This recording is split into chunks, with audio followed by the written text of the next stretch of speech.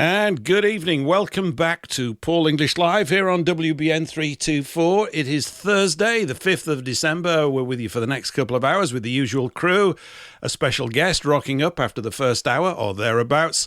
And we look forward to your company for the next 2, maybe even 3 hours.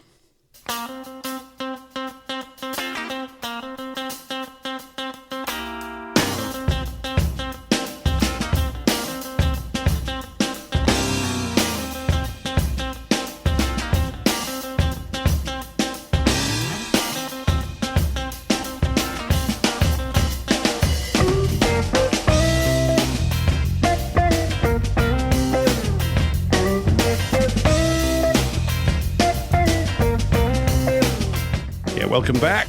As if you've seen today's picture, part of our show today is going to be honouring the late, unfortunately I have to say that, and great Michael Thomas Goodrich.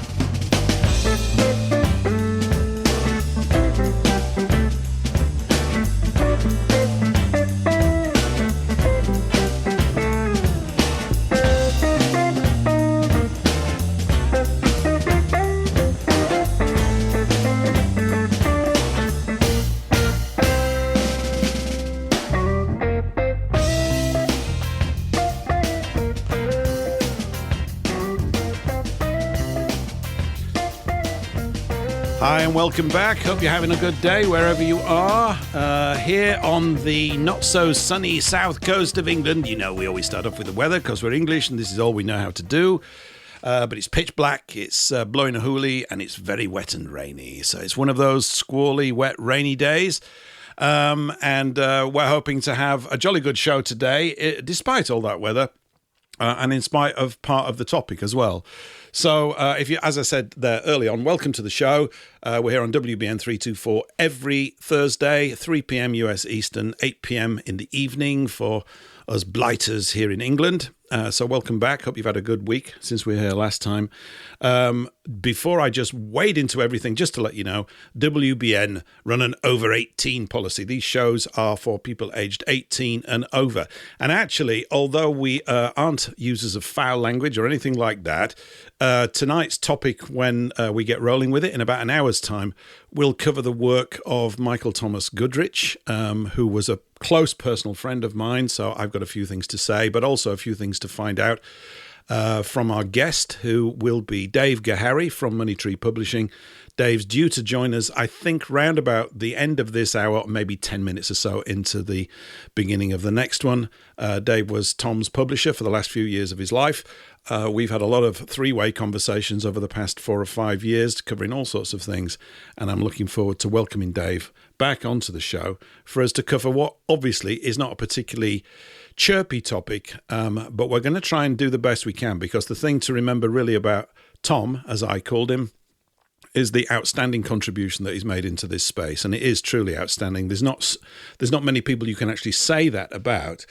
And no doubt when we get into the anecdotal sharing quips bit, when Dave rocks up, you'll find out just what a diffident, modest sort of guy he was. And anybody that spoke to him or had personal contact with him for any period of time will probably remember that. I used to feel like I was the brash American and he was the reserved Englishman when I used to speak to him. So a wonderful, wonderful guy. And I'm looking forward to going into that. And of course, because his main areas of speciality were to do with human conflict, particularly to do with the rapacious war known as World War II and the aftermath of that. And he is noted mainly for a book called Hellstorm, which many of you will know, but if you haven't heard of it before, you've heard of it just now. He wrote a book that came out about 14, 15 years ago. I think it's 2009, maybe the first publishing. I could have my dates slightly wrong. Called Hellstorm, which is about the fall of Nazi Germany from 1944 to 1947.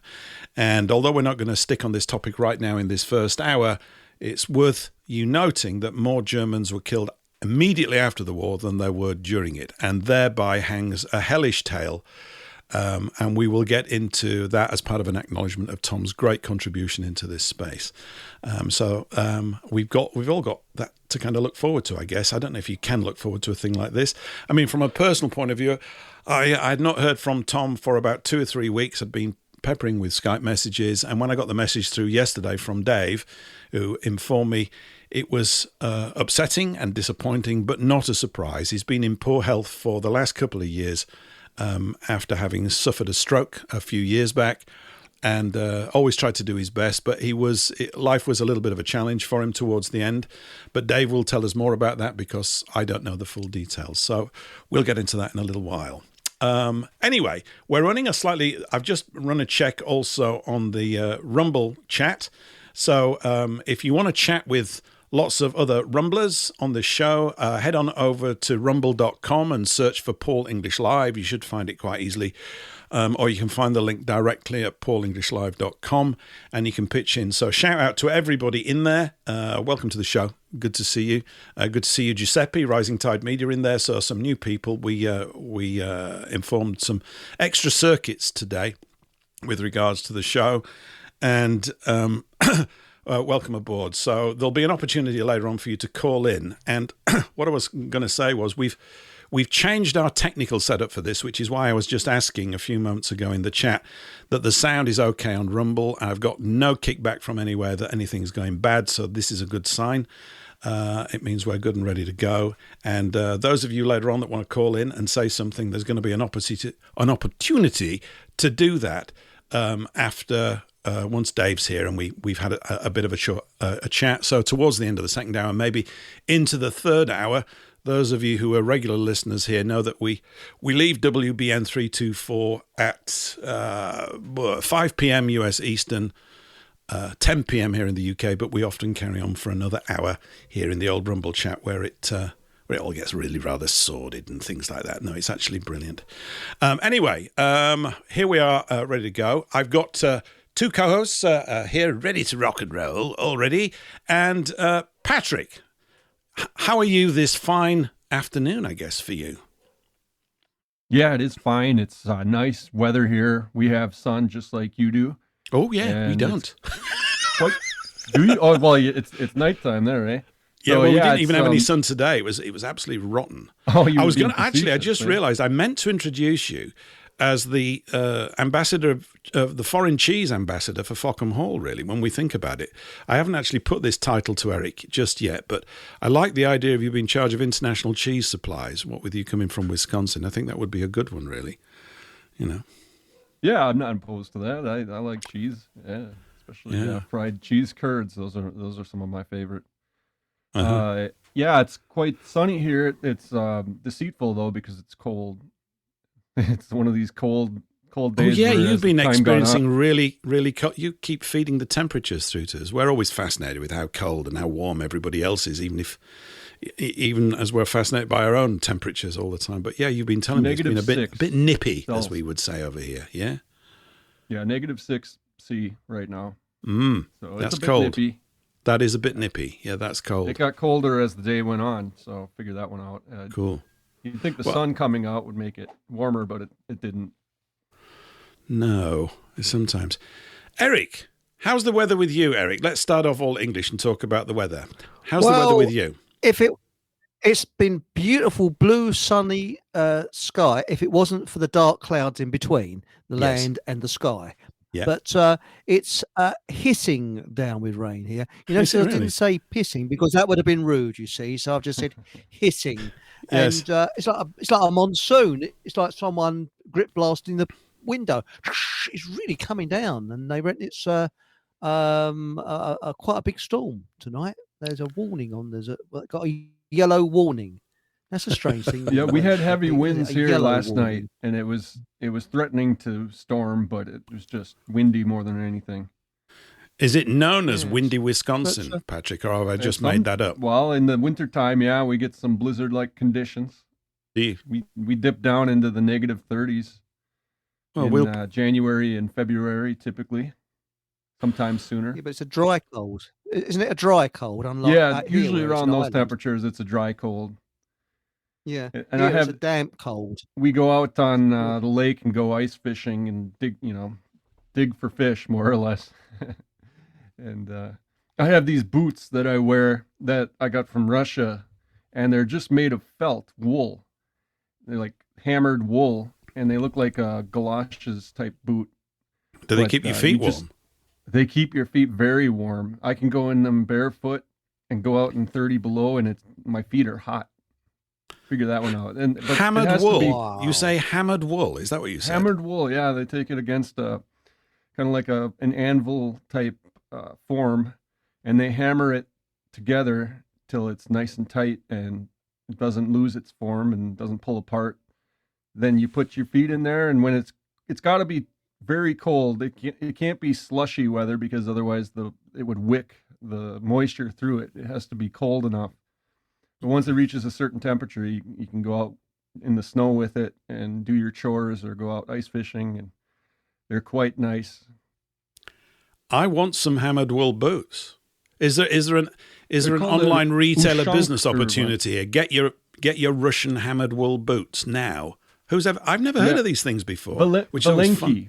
They're called Valenki. Yeah. Velinki or Velinki. Valinki, something like that. Yeah. I'm going You to can ask find our them. Russian helper when she comes in. Actually, not tonight. I'll miss her. But I'm going to ask her when she comes in if she knows about Velinki. She was moaning to me the other week about the British weather, because I always think of Russians basically existing in sort of like minus 30 degrees C all the time, because it gets sort of stupid cold. It's really silly over there, and it does get to that. But she said that she felt in England it was worse. I went, oh really? Why is that? She said because it's always raining. So the damp in the air gets into your bones or something like that. But yeah. I almost prefer cold weather, very cold weather, to just teetering on freezing type weather where it's wet but it's still sleet. Yep. I don't like that one bit, because you get any bit of moisture and you get cold mixed with it, and it's worse than if you were just dry and cold and in some sort of insulated jacket. Do you want some? I want some boots. You want some boots, Eric? What do you think? What do you think about these boots? I wouldn't mind some boots. I mean, do they cost much? I mean, are they? How I much got are my the pair for about $60. That's not bad, is it? 60 USD. 60. Yeah, no, it wasn't So too bad that'd at all. The be, shipping was, it wasn't too bad. It was about $30. I would imagine $20 to $30. It's Quite interesting, isn't it? nice. It's all quite Might you- exciting. Yeah. What do they come in Could different we wear colours? them over here, Paul? Yeah, I you don't- can get embroidered ones. You can get all What? sorts of colored ones. Yeah. What, with They go anything I crazy like over on there them? with that. I think I'd look quite good in a pair of embroidered Valinkis. Yeah, I'm told though that I look kind of like a Russian peasant when I wear them, like a farmer that goes out to check on his chickens Yep. in the middle of the night in the cold. They wear that kind Anyway, boot enough around of this gay banter about Russian shoes. Although I want to see you. Look, when you get some, will you take a photograph and send it over? And we can maybe, Sure. if I get the hang of this stuff with the video thing one day, if I can be bothered. I mean, I'm just a sort of a dullard, with all this sort of graphic stuff. But maybe we should start to show. We could display your shoes during the show, and we'd burst the order books and get going. Swiftly moving on to something very stupid this week. Now, I don't like to get into Christmas too early, and that's an understatement. In fact, I think it should be left as late as possible and end as quickly as possible. Not because I'm a mork, but I just think the whole thing has gone into a bloat fest. Certainly during the last 20 or 30 years, it just gets ridiculous. There's a sort of... I don't know if you have it around I know you'll probably have it in some parts, Patrick, because I think your lot started all this. But the the heavily illuminated, overly decorated houses that are consuming 5,000 kilowatts per minute or something because of all these illuminations. We've got several houses around here that have really got into all that kind of stuff, and for the life of me, I can't understand why. Anyway, they're already glowing, in the night sky. I mean, we're still 4 weeks away from the whole thing, or 3 weeks, or whatever it is. You got any of that kind of stuff going on round near you, Eric? He's gone. He's mute. Yes, we got someone with like it looks like reindeers. Really? I'm still here. Yeah. Hello? Well, that's nice. No, we can Yep, hear we you. hear That's you. lovely. Can you hear me? Yes, we can. Yeah. And so the thing is that there are people that are a little bit over the top, and there was a fantastic photograph on social media that showed this house that's absolutely illuminated, covered in Christmas decorations, and somebody had just got an illuminated sign with next door with "twat" written on it with an arrow pointing towards the I like that guy already. So- Oh, that'd have been me. What a great guy. Illuminated twat. That's fantastic. That's brilliant. Yes. Well, speaking of An illuminations, illuminated and twat with an arrow, you know. yes, speaking of Christmas illuminations, Keir Starmer, the farmer harmer, was involved in turning on some lights or something the other day. Listen to this if you can. Oh, hang on, it's just reloading. Come on, you bugger. Very slow, the Christmas, internet. of course, is all about bringing people together, family, communities, all of us celebrating in the way that we traditionally do.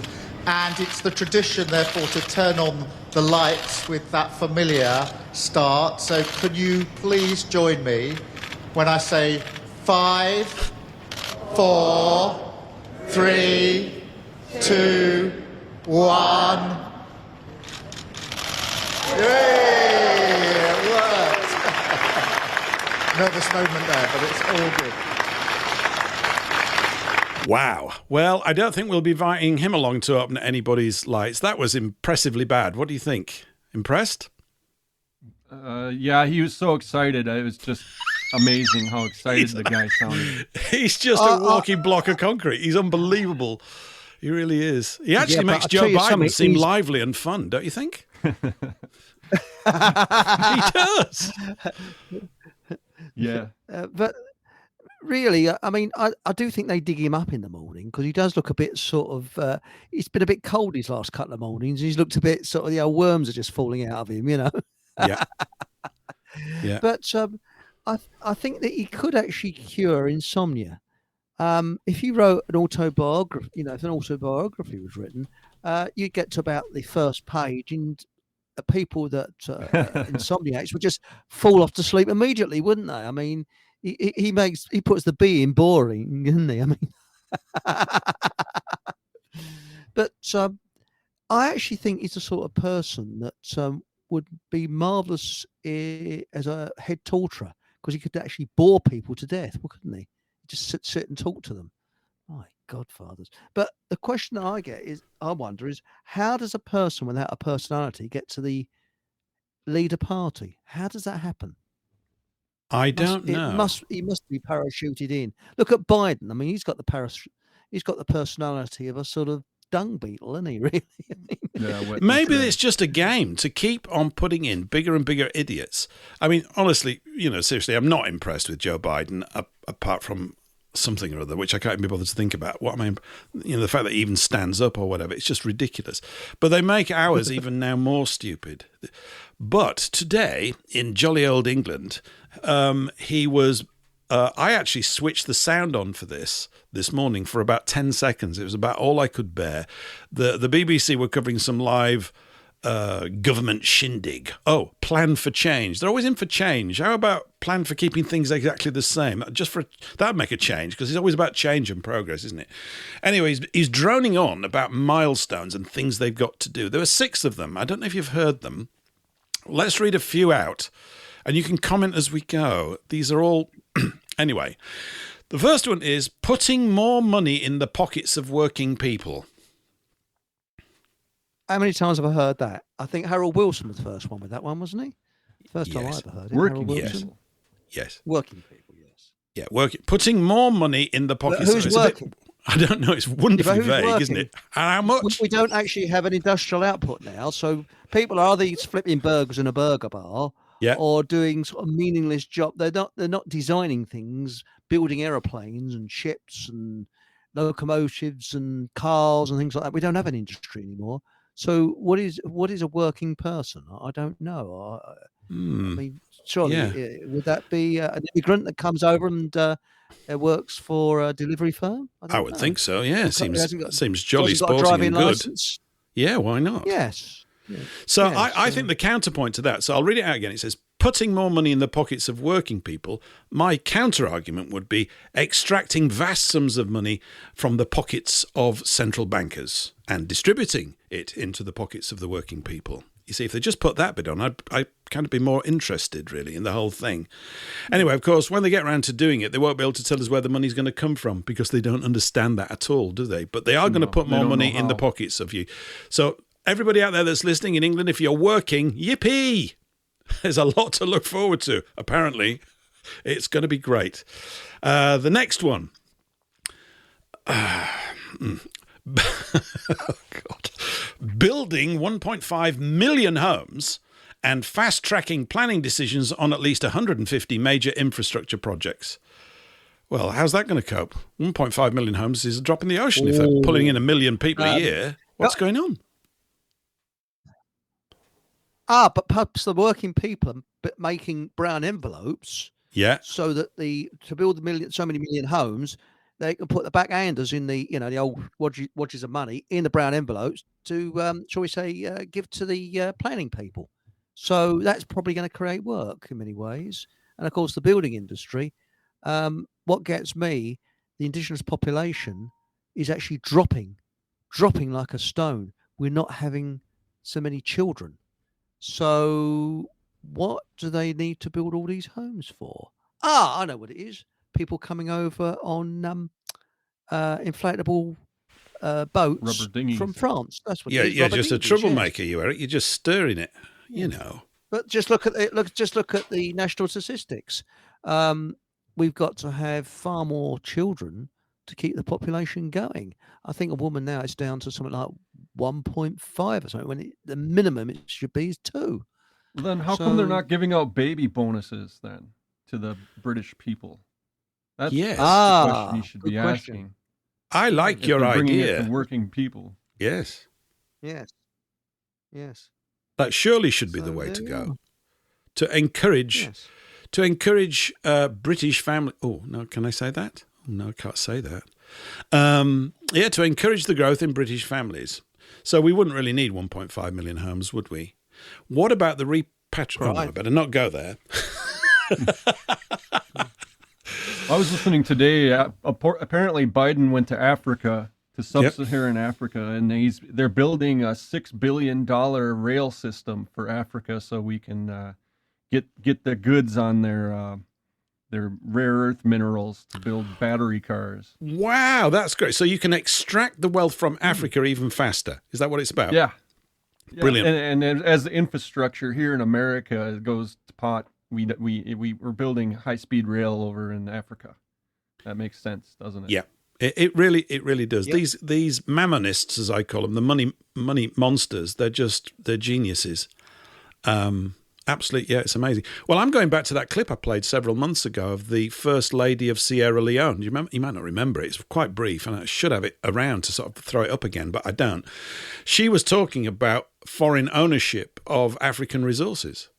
And I think the figures she gave were something like, she said, the vast majority of all the businesses, the big ones, in Sierra Leone are owned by Americans, Britons, and the Chinese, or their multinational corporations. Not you, of course, Patrick, and not you, Eric. You don't own any of it, and neither do I. And neither do most of the good listeners on Rumble and here on WBN, wherever you may be located. We don't own any of that.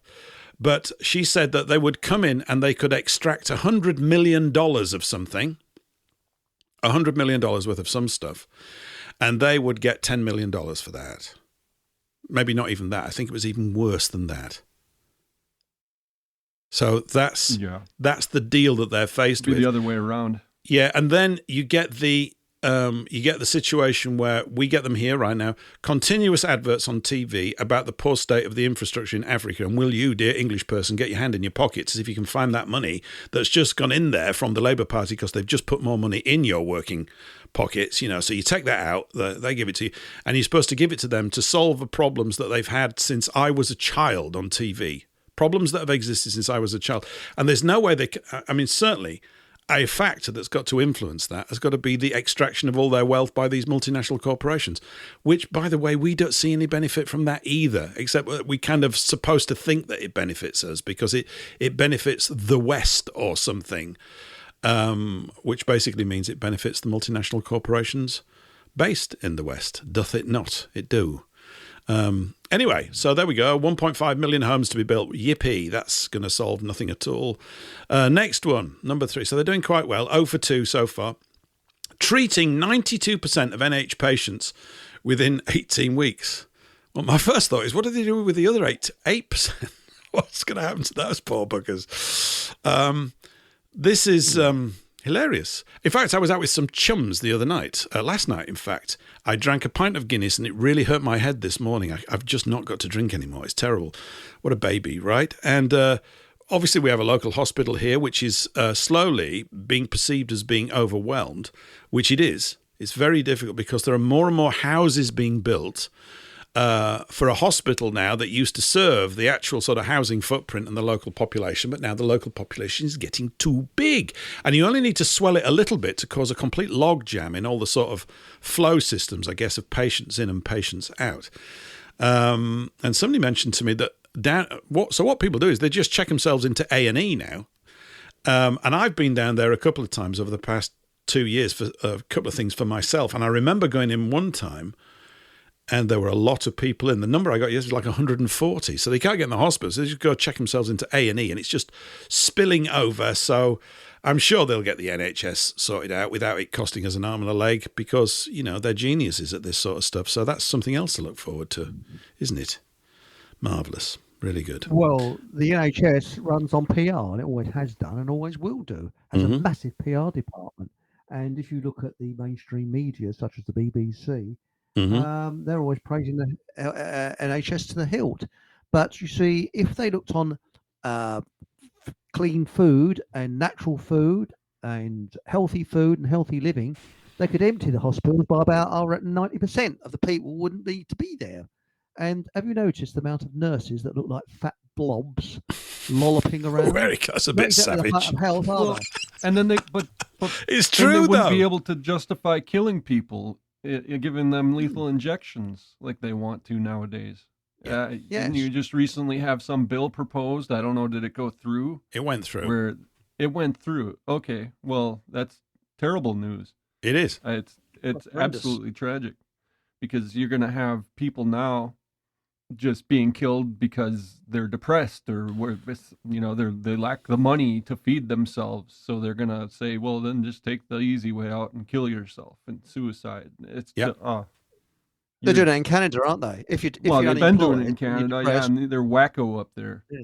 There was one town up in Canada called Emo, Canada, and they got fined $10,000, $20,000 for not flying a rainbow flag on their town sign. It's terrible. The government is a joke.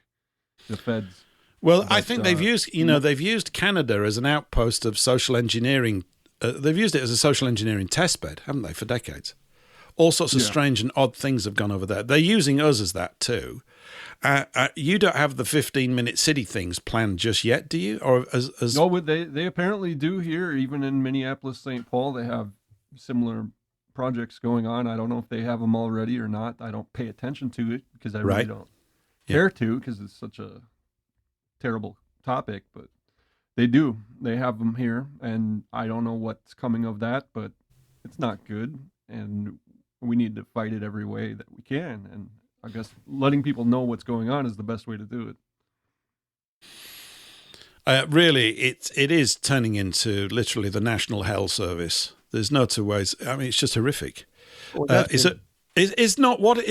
what's their first declaration? Do no harm, isn't it, or something? What's the Hippocratic Oath? Well, that goes back to the Hippocratic Oath. That's an ancient Greek way of looking at things. Apparently, they tried to get rid of it.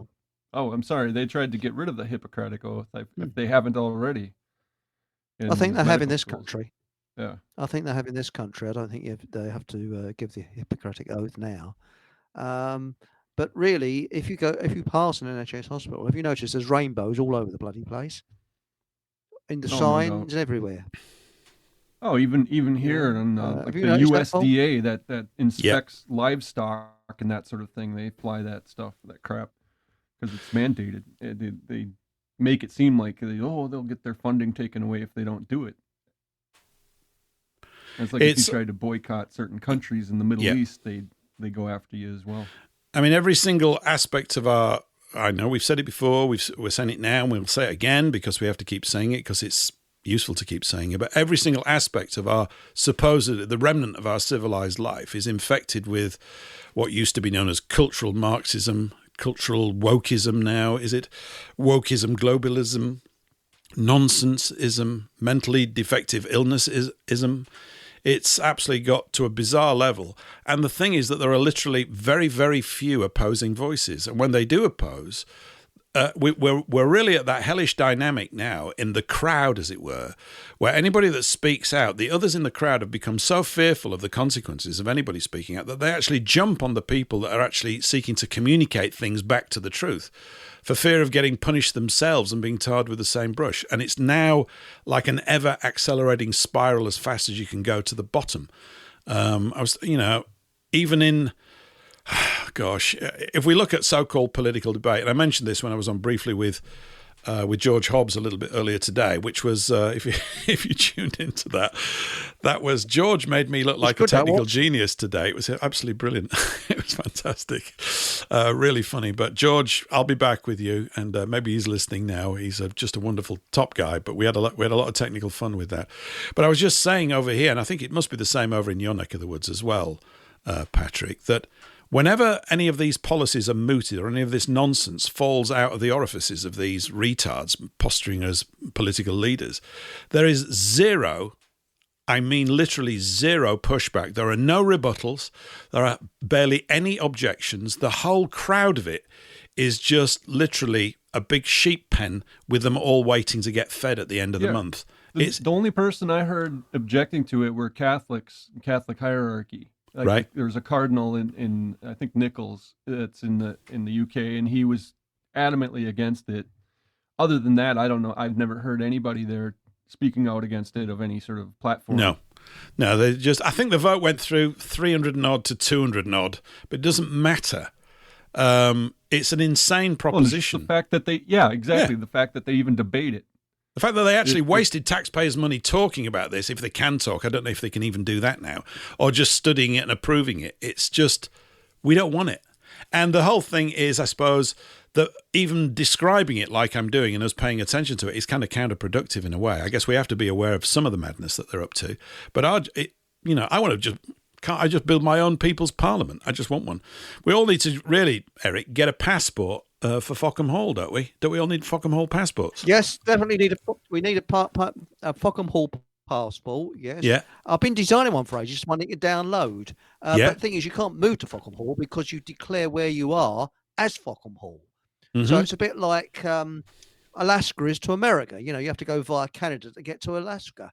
Yeah. And so you'll have these little areas of Fockham Hall. So where you are, Patrick, you'll be Fockham Hall, surrounded by the United States of America. So there we go. So, and I was thinking this passport, something like, please allow me to pass through your crummy country. I won't stay there for long. Something polite like that. Well, we had a proposal. These guys, they call themselves the Plaid Army up in Canada, Jeremy Mackenzie and Derek Harrison. And Jeremy Mackenzie came up with this idea of the land of Diagolon, which extends from Alaska all the way to Florida in a diagonal line of states between it, including Canada. So we could do something like that. That might be a little bit better of an option. You get both seas involved. You get the Pacific and the Atlantic access. Well, it'd be Fockham Hall, wouldn't it? Yeah, it'd be Fockham Hall, and I know we're speaking of it obviously, of course, in terms of slight jest, but I am sure I have seen things with people talking about what's it to do with about who really owns the land, this stuff, right? Because supposedly the Crown owns it. Well, I say they don't then. So we need to start this movement that says you don't, we own it. And surely if we were to look at the properties that we own, we could build up the Fockham Hall empire within the empire to restore the nation and say that all these Fockham Hall properties are all part of the restoration of the nation held by English and Scottish and Welsh. And I mean, that'd be dangerous, wouldn't it? Can you see how dangerous what I've just said? You have to capture the land that was confiscated originally. Yeah. You have to have a means of doing it. Well, did you know that Canadians only officially own 1 foot of soil beneath their feet, and the rest is owned by Queenie or Kingy, by the way, the Crown. Aren't we the same, Eric? Aren't we similar to that? I think we might be similar. Yes, yes. Whereas you see with Fockham Hall, Fock Bobs will be internationally recognised. So you, Patrick, in America, be using Fock Bobs, and they'll be same as what they are in the UK and everywhere else. I know it sounds a little bit like a one world government, which I'm a little bit afraid of, or very much afraid of. Oh, go on, form Well, one, Eric. It's okay. Let's have one. I'd rather have you. I'd rather have a one world government that has a benevolent leader or benevolent Congress than what we've got now, where it's all yes, I suppose you've got a good point. divided. Yes, and but how do you feel about Fock Bobs? You know, you said yeah. Why not? It's better than Fed Bobs that we've got controlling us here. You could have I don't know the state because you have state governors, don't you, over there? Yes, each state has a governor. Yeah, we sort of have counties, but they have I couldn't name who the county, I don't know, chief is. Yeah, we have counties too in certain states, like Louisiana, where it was originally French territory. They have parishes, they call them, instead of counties, but it's a similar situation. Yes, well, we have counties. We do. We have counties. And we have parishes within counties. As I said, there's about 12,500 parishes in the UK, something like that. And they are known. And there's 16,000 or something like village halls. I've mooted this stuff before, but I've just not got off my rear end to do anything. But we need almost like an administrative centre to just basically document it and make the documents available. And it's got to be, the thing is, it's got to be simple. It's a bit like the task that's faced by the farmers, with this nonsense from the Labour government about introducing inheritance tax and on them. And so what we've heard is the Labour, they need to be paying inheritance tax. Okay. And they're not paying inheritance tax. Okay. And then we say, but this is putting them in harm's way. You've then got, in other words, no one's going to carry on farming because they can't afford to actually do it because of the absolute wallop of this tax. So that's one thing that we've heard in the media. Then another thing that we've heard, which is a way of coping with that, would be for farms to form their own trusts, put it in trust, and then it doesn't become liable to inheritance tax, because that's what the very powerful, rich and wealthy do, which is why they have all this huge stash in these offshore funds in the Cayman Islands and all this stuff. And we're talking... Trust. Yeah, we're talking the Limburg money trust. That's right. After that, you got to break those up in the directorates, the locking directorates and things. So they could do that, but as Jeremy Clarkson pointed out when he was being interviewed by that BBC Bimbo, whatever she was, a Derbyshire, unbelievably tiresome bint, he said, why should they? Why should they have to put that work in? This is why? It's okay now. Just leave them alone. Let's get on with it. But the one that we haven't heard. I haven't heard it anyway, is why does anybody pay inheritance tax anyway? Let's just scrap it completely. That's the one. Then we don't have to have a department that requires wages. It's usury. It comes back to usury. Oh, Patrick, you and that old chestnut.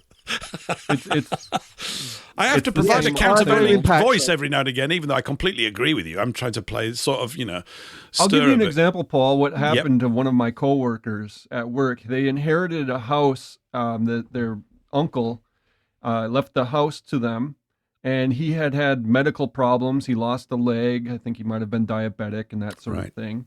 Mm-hmm. And they planned to clean up the house. It was a pigsty, and they cleaned it up, and they were going to get ready to sell it and make a pretty penny off of it. $100,000, $120,000 they were looking to get. And then this last week, they got a letter from Medicaid, which is our government NHS type setup for insurance.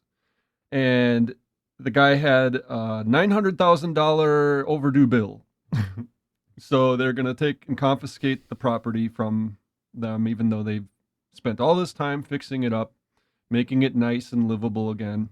Mm-hmm. And they could have done it right away. They waited and they fixed it up. And now it looks like they're going to have to hire a very feisty lawyer that can represent them or lose it. And the lawyer that they're going to have to hire, Patrick, will he want paying? He'll be in the bar. Will he want paying? Will he want money?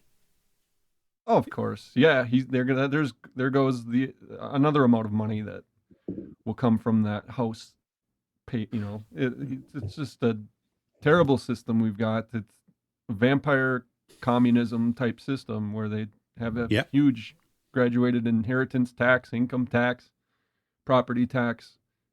It's Yep. Communism by the back door. So if we go back to Yep. these 6 points that I was just mentioning, it's absolutely communism by the back door, Patrick, absolutely spot on. We've go back to the first of these 6 points, of which we've only covered 3, and of course we're almost exhausted and drained down to a nothing listening to this piffle. But putting more money in the pockets of working people, if we were to remove usury, that would sort of do that a bit, wouldn't it? Don't you think? Do you need an enforcement, though? That's the problem, is because who's going to enforce it? Because right now it's state-enforced usury that we have in a system where the police, you try to not pay your property taxes, they'll come and they'll confiscate your property and take you away. Mm-hmm. I know plenty of people who challenged that, and they ended up in prison.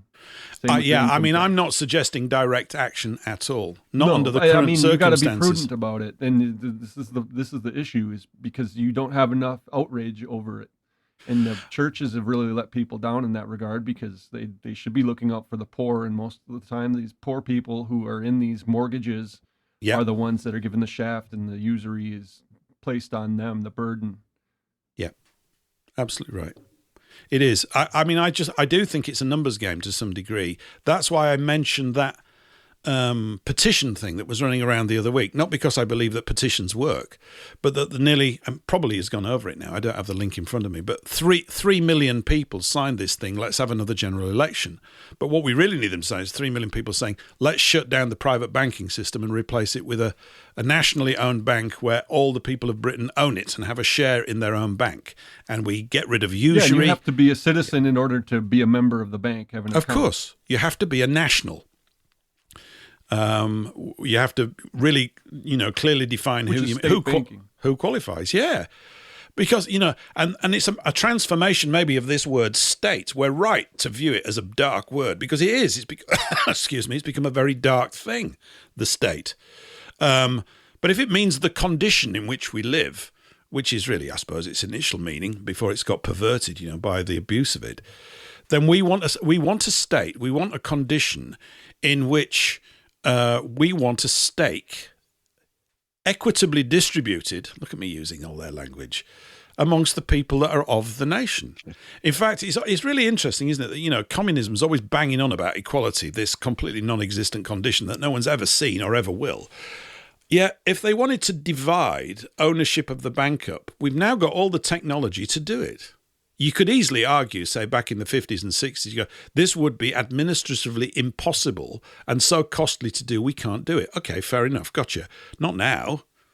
You get a PC and run it on an internet thing. I'm serious. You could just get a pokey little server. I agree. Couldn't you?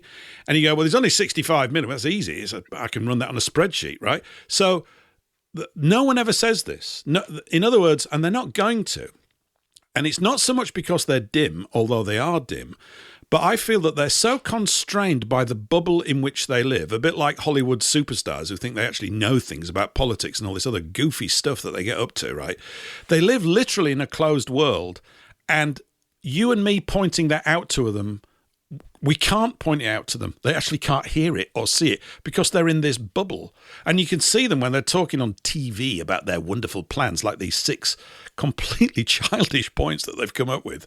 Oh, yeah, we're just going to do this stuff. We're going to just put money in your pocket. Well, just tell me how. They can't because they're going to borrow more. And we go, no. We've got a better way. You don't have to borrow it at all. We'll just make our own money. What? Yeah, why don't we just supply our own money to ourselves, please? And that solves every one of these things. Anyway, we'll come back to this thread again because we're bound to. And we've got about 15 minutes to go to the top of the hour. Let's go to point number 4.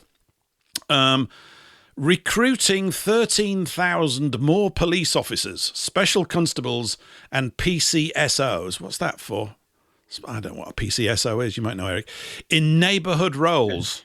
Right. Okay. So they're not policemen. They've got the power of a citizen's arrest, which is the same as us. Right. They just wear a uniform and they support the police, and it's a cheap thing. Normally, though, sometimes rather not normally, they are better than the average police because they're local people and they know what's going on. So Right. sometimes they will be more dedicated than the police because the police might have come from 20, 30, 40 miles away, whereas a lot of the PCSOs actually live locally. It's kind of like So, we call them a community watch type that's similar, organization. yeah. Okay. Very, very similar, yeah. Well, when First Robert responder. Peel, when he set up the constabulary or whatever he originally, the police force here, what you've just described, Eric, is really what his intention was. He said basically every citizen, or whatever terminology used, every individual who lives here is actually a part of the upkeep of the law and should know it and should be trained to know the principles of it, to upkeep it in their capacity as civilized people. The police force are like people that just know a bit more that you would go to, but we're all working on the same side. And it was not to make everybody paranoid about stuff. It was just to make sure that, if you've got the vast majority of people upholding the law, good, jolly good. Of course, we do have this rather thorny problem that there are now about 2 million laws in this country, or some stupid number. So therefore, the law is literally and has been made unknowable, which is why we have to come and see your lawyer friend, Patrick, and pay him lots of money to work it out for us, because no one can work it out. Not even him. He can only work it out in special area of law. Can't he? These guys. That's all they can do. Yeah, and they almost have to do it pro bono in order to make it just for everybody. It's like you need an advocate that can stand up for poor people that don't expect to have this huge return, and that's the problem with lawyers and doctors and clerics and all these people that are the elite white collar workers, so to speak. Yeah. Because they demand such a high premium for their services that is just completely unreasonable in a fully functioning society. They should be able to practice and get by with a smaller wage than they're getting now. Mm-hmm. And it's greed. They're It is. well paid for a reason, because these people are the ones that have life and death over other people. Like this whole suicide bill, where you have 2 doctors and a judge sign off on it. They basically take over for the ancient priesthood, because the priests were the ones that, with the judges, that ruled over cases in the biblical laws. It's chilling. It is chilling. Yeah. And it's I caught Andy Hitchcock talking with Peter Hammond on Tuesday. Yeah, that was a moving one. It was a wonderful show. So if any of you are aware of Andy Hitchcock and his show, it's achshow.com, I think it's achshow.com. You'll find his show from Tuesday. Now, Peter is a pastor, a vicar, a priest. I don't know what his official title in South Africa. Wonderfully knowledgeable about many things. It's a very moving show because it's very personal to him, and they're addressing this. And he recounts how his mother was treated and several other people that he knows who recovered in spite of the insane advice given by doctors who are often wrong. And it's this. There's a culture in the hospitals, and I felt it because I've spent, as you know, some time there this year with my wife, who's currently now at home and in a much better place because of it, whatever may be. But it's not the individuals down there that are the problem. It's the culture in which they're operating, and there's literally been a removal of intelligence out of the space. And it's all procedure, and it's all directives, and it's all obeying the rules. And that's what this new thing is, a new rule. And in our Prime Minister, I don't want him, by the way, he's not mine, but in the Prime Minister, this chap, Starmer, that's floating around, you've got a guy who's literally a rule follower and doesn't understand actual life. He's a lawyer. All he does is he looks at dots and I's and terms and clauses and stuff like that, and I'm absolutely convinced, cannot perceive the underlying reality about what he's dealing with. He's just a guy that's got a rule book, and that's it. And that kind of culture seems to have run right in, or has built up in the NHS, and it's very, very sad.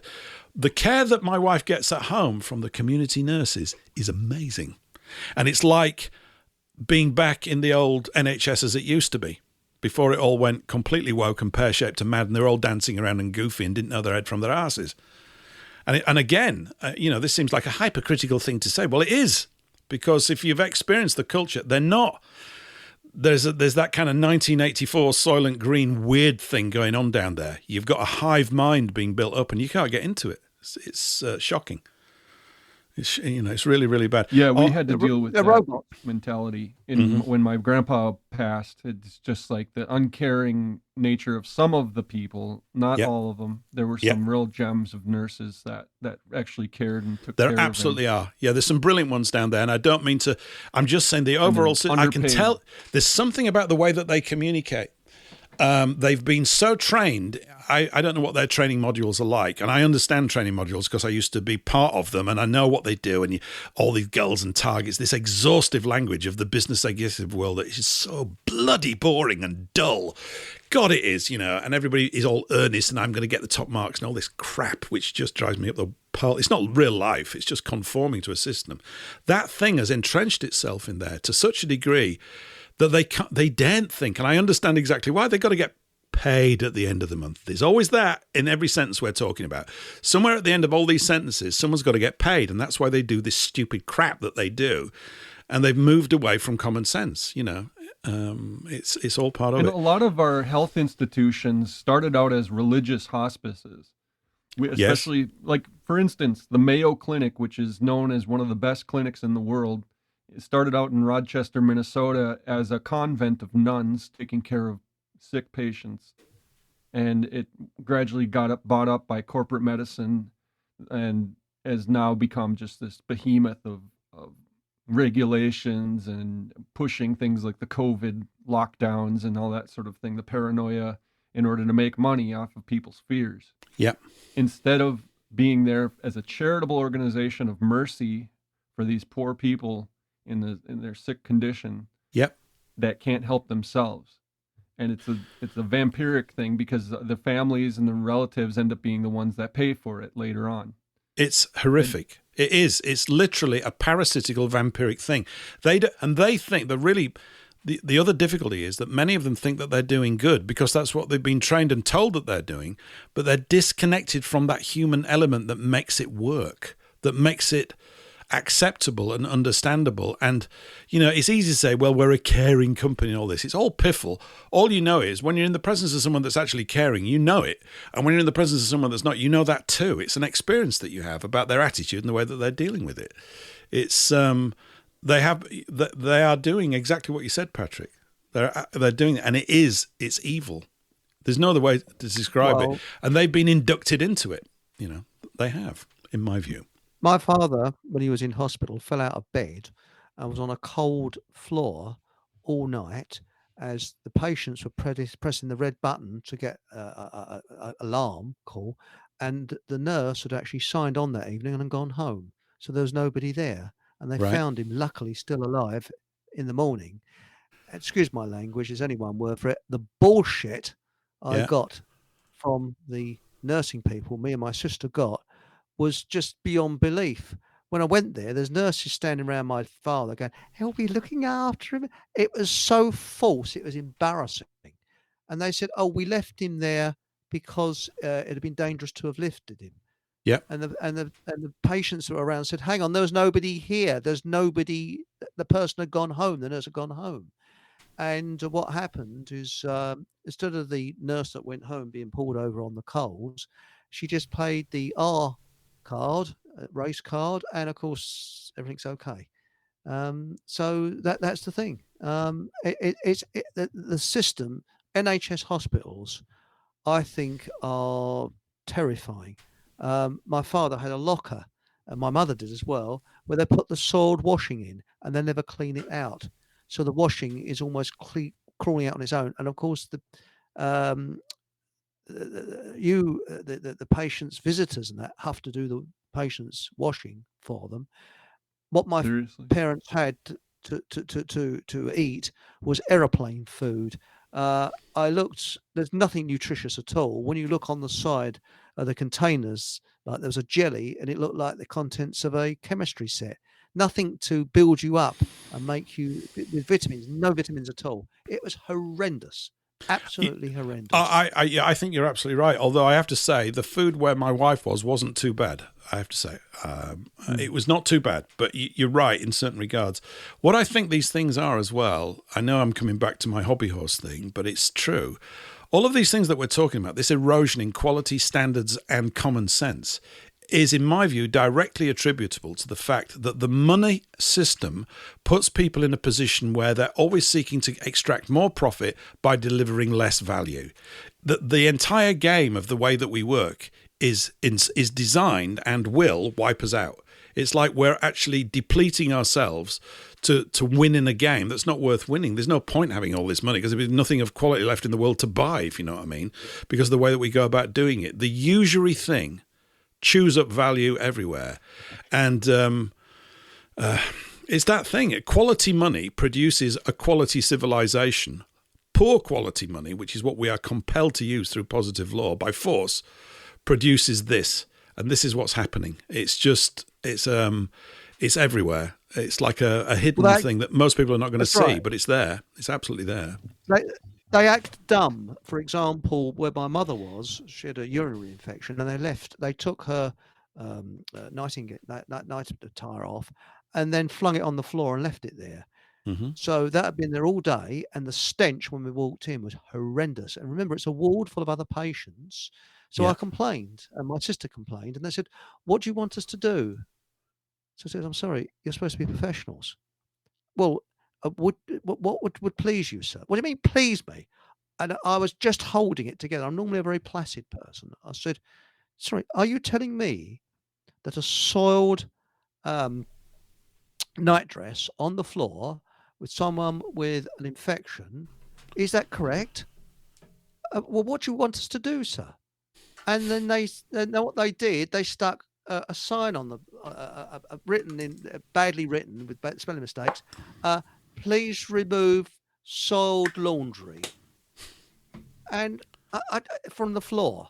So I said, well, you shouldn't need to tell the person that. I said, surely the word should be, if somebody that's going around cleaning does not remove that from the floor, there should be a very simple sentence: "You're fired. Get out." Mm-hmm. We get someone that can do it. Yeah. And they said, "Oh, we can't do that." Oh, and they just have this dumbness. "What do you want us to do, sir? How can we please you? We're here for, of course, customers. Or what can we do for customer service?" It was just bullshit all the time. And then eventually they wear you down to a point of dumbness where you just can't get through. You just literally can't get through. And I don't know how I kept it's for other people to judge, but I think I'm a pretty calm person. I don't know how I kept my calm and kept my cool. And they've got signs everywhere. "We do not accept aggressive behaviour. We don't." Well, no wonder they're like that. This is why they have these signs up. They just have this kind of dumbness, which I think is in their training. And they're supposed to be professionals. I don't think they're bad people. I have to say, my experience of them is that they're all pretty good and they're doing the best that they can. But the system within which they work is turning them into... they're not assertive. They daren't assert. Unquestioning rule followers. Yeah, they are. And it's because they've gone into a place that's the culture that's being developed. So, and it's not so much that we can blame computers, but computers and the systemization of things and the centralization of control have brought this about. They're all conforming to a similar system. And the system architects want them to do that. And there's no feedback as to whether it's actually really human or kindly or fun. I mentioned when I was down there that I said to them, it was so warm in there. I said, "Are you trying to bake these people to death? What's going on?" They said, "Oh, they need to be warm." I said, "This is not warm. This is ridiculous. This is just foolish." They actually all wanted cold air at one point. What do I know about temperature? Well, quite a bit, actually. As you can tell from the opening shots of this show, it's always about the bloody weather. But I think... there's so many aspects of it that just build up. Let's try and finish these little things up because we're nearly at the top of the hour. We're nearly at the top of the hour. I just wonder we might carry through. Anyway, we kind of moved on to that from 13,000 more police officers. So, yeah, that's going to solve things, isn't it? What's the wage packet for that then? 13,000 times 30 grand a year. What's that? 13 times, it's 390 million a year, is it, or something? I don't know what it is. Maybe it's even more than that. Quite a bit. That's going to save us a lot of money. Number 5, this is sinister. Seriously, making sure 3/4 of 5-year-olds are school ready. 5-year-olds? 5-year-olds. Making We sure. take your We've got to children. make sure. How do we know we're sure? Or we'll make sure of that. It's just piffle language. Make sure 3/4 of 5-year-olds are school ready. Wow. Why would? How about making sure that all 5-year-olds don't go to school ever? How about that one? That That's might the help. idea. Well, let's put it in a clear language. Make sure that 5-year-olds are prepared to be taken away from their parents and locked in a very negative environment while they desire to be with their parents. Yeah. Mandatory testing. Mandatory What's that testing. called? Mandatory, yeah. The whole thing, the testing is BS bunk. Yeah. If ever there were anything. The last one we might have to come back to a bit Early later. indoctrination. This is a good topic, actually, and I'm sorry. We're just going to. I'm going to play a song now because Dave Gahary has just arrived in the studio, so he can hear me. I'm going to bring you in, Dave, after this break. We're going to go to a song. The last point, by the way, was 95% clean power by 2030. These guys are geniuses. We're going to. Yeah, just wow. Oh my God. So basically, 0 for 6, everything's stupid, and just reverse all of it, and we'll actually have things working. So we don't want any 5-year-olds school ready at all. They shouldn't be going to nurseries or anything. They should be with their mothers, having fun, climbing trees, and setting fire to public buildings, which is what I did. We don't want any clean power because there isn't any power in it because it's rubbish. We don't need more police officers because we haven't got any already because all their arms are like pipe cleaners and they're pathetic. 92% of NHS patients within 18 weeks, forget it, because the NHS needs to be turned into a sensible organisation once more. 1.5 million homes is not enough, so that's a joke because they keep letting people in, so we need probably like 15 million a year at this rate. And putting more money in the pockets of working people is better served by extracting all the money from the pockets of the central bankers. And there we go. Right. Okay, we're at the top of the hour, just past. I'm going to play a little song, and then we're going to bring on our guest. Dave Gahary is going to join us for the second hour. And if I can just find the button that plays the music, and I can, here we go. This is, I might have played this a few weeks back. This is Lonesome Whistle by Little Feat.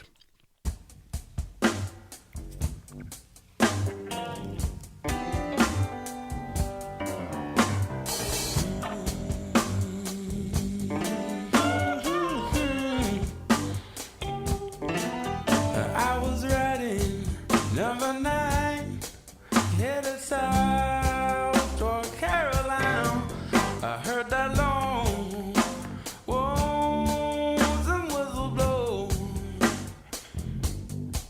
I got in trouble, I had to roam. Left my gal and I left my home. I heard that long lonesome whistle blow. Just a kid, acting smart. I went and broke my darling heart. I guess I was too young to know. They took me off the Jordan main, like me true and all that chain. I heard that long lonesome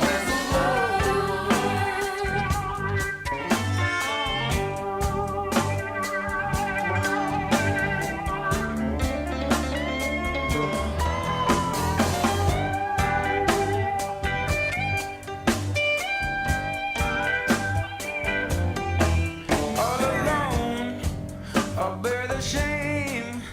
I'm a number, not a name. I heard that low,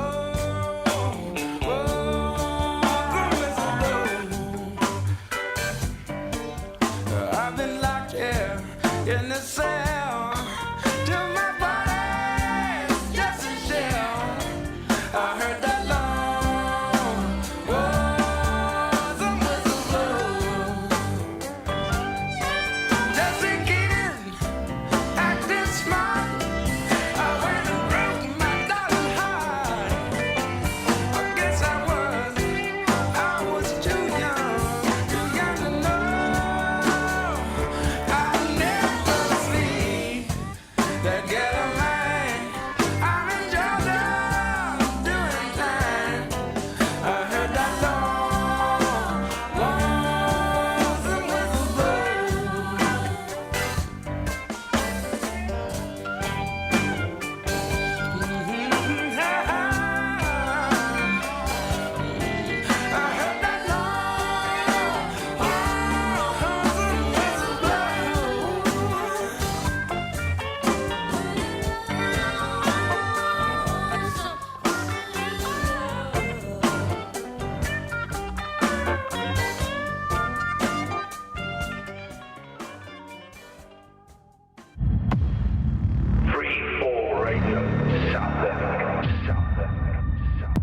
Attention all listeners. Are you seeking uninterrupted access to WBN 324 Talk Radio despite incoming censorship hurdles? Well, it's a breeze. Just grab and download Opera Browser, then type in WBN324.zil. And stay tuned for unfiltered discussions around the clock. That's WBN324.zil. The views, opinions, and content of the show hosts and their guests appearing on the World Broadcasting Network are their own and do not necessarily reflect those of its owners, partners, and other hosts or this network.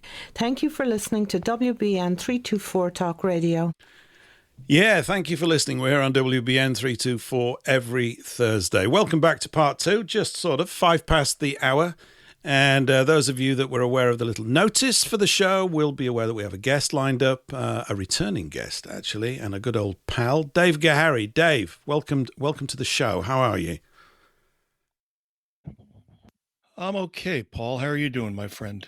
Not too bad. We've had a kind of offbeat first hour where we've been looking at certain sort of current things, but obviously the reason for having you on today was the notice you sent me yesterday and the sad event of the passing of our dear friend Michael Thomas Goodrich, and that's obviously why you're here, and we're here to impart not just feel bad about that or whatever, however people may feel about it and sad about it, because it is a sad event, is a great loss, but also I guess really to look at the positives that Tom brought to all of us.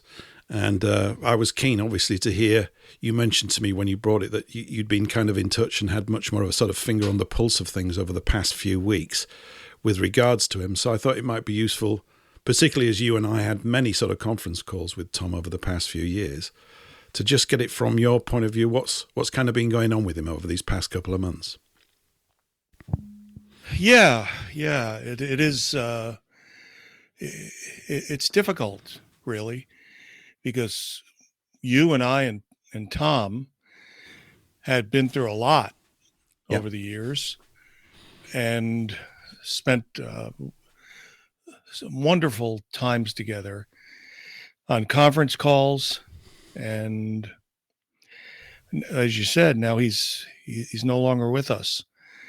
And as you know, he had a stroke last year, and he had recovered almost fully.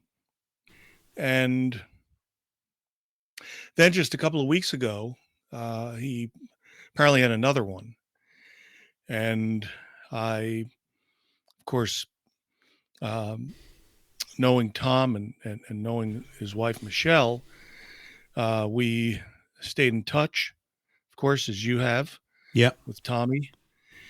And Michelle had written to me, I'll read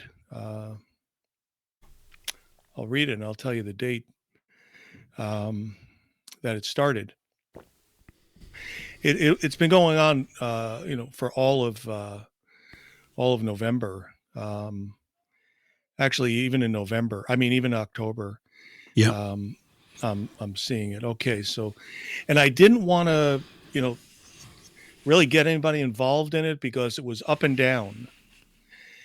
This was October 29, where Michelle texted me and said, "Hi, Dave, just want to let you know that Tom had another stroke while in the hospital for COVID. He has lost his ability to form words other than yes or no. Mm-hmm. He is in ICU. He has some difficulty following commands. They may opt to operate on the artery in his neck to remove the clot that is there. I will keep you posted on his progress." And I said, my reply was shit. Yep. And she said, yeah. I said, COVID? I said, that shit's still around? She said, yes, we both got it, and it knocked us on our butts. And I said, I'm sorry. I said, how do you feel now, with the COVID?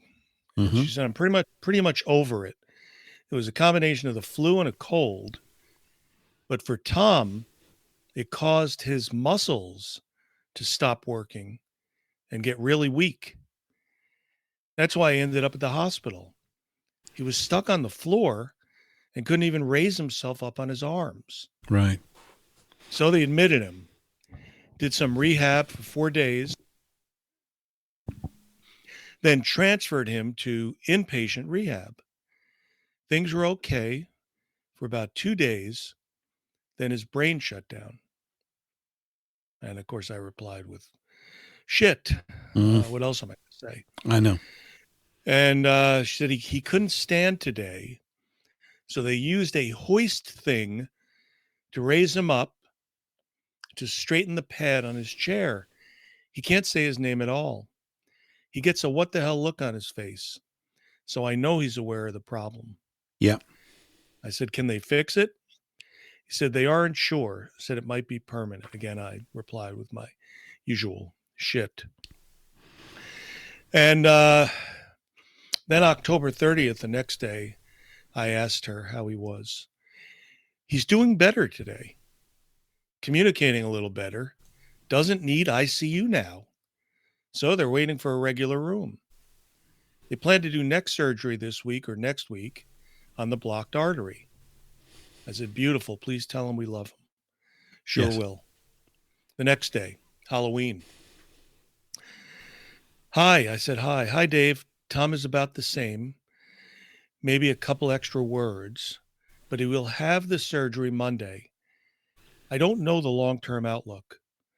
Hopefully he will at least be ambulatory. Speech therapy should help. I said, poor guy. I guess he can't take calls. She said, no. Once he's back to rehab, maybe, he can really only listen. I said, right. Mm-hmm. It's really a mess. I said, how are you holding up? She said, I'm okay. It's a waiting game. I said, yeah, if I can do anything. She said, thank you, Dave.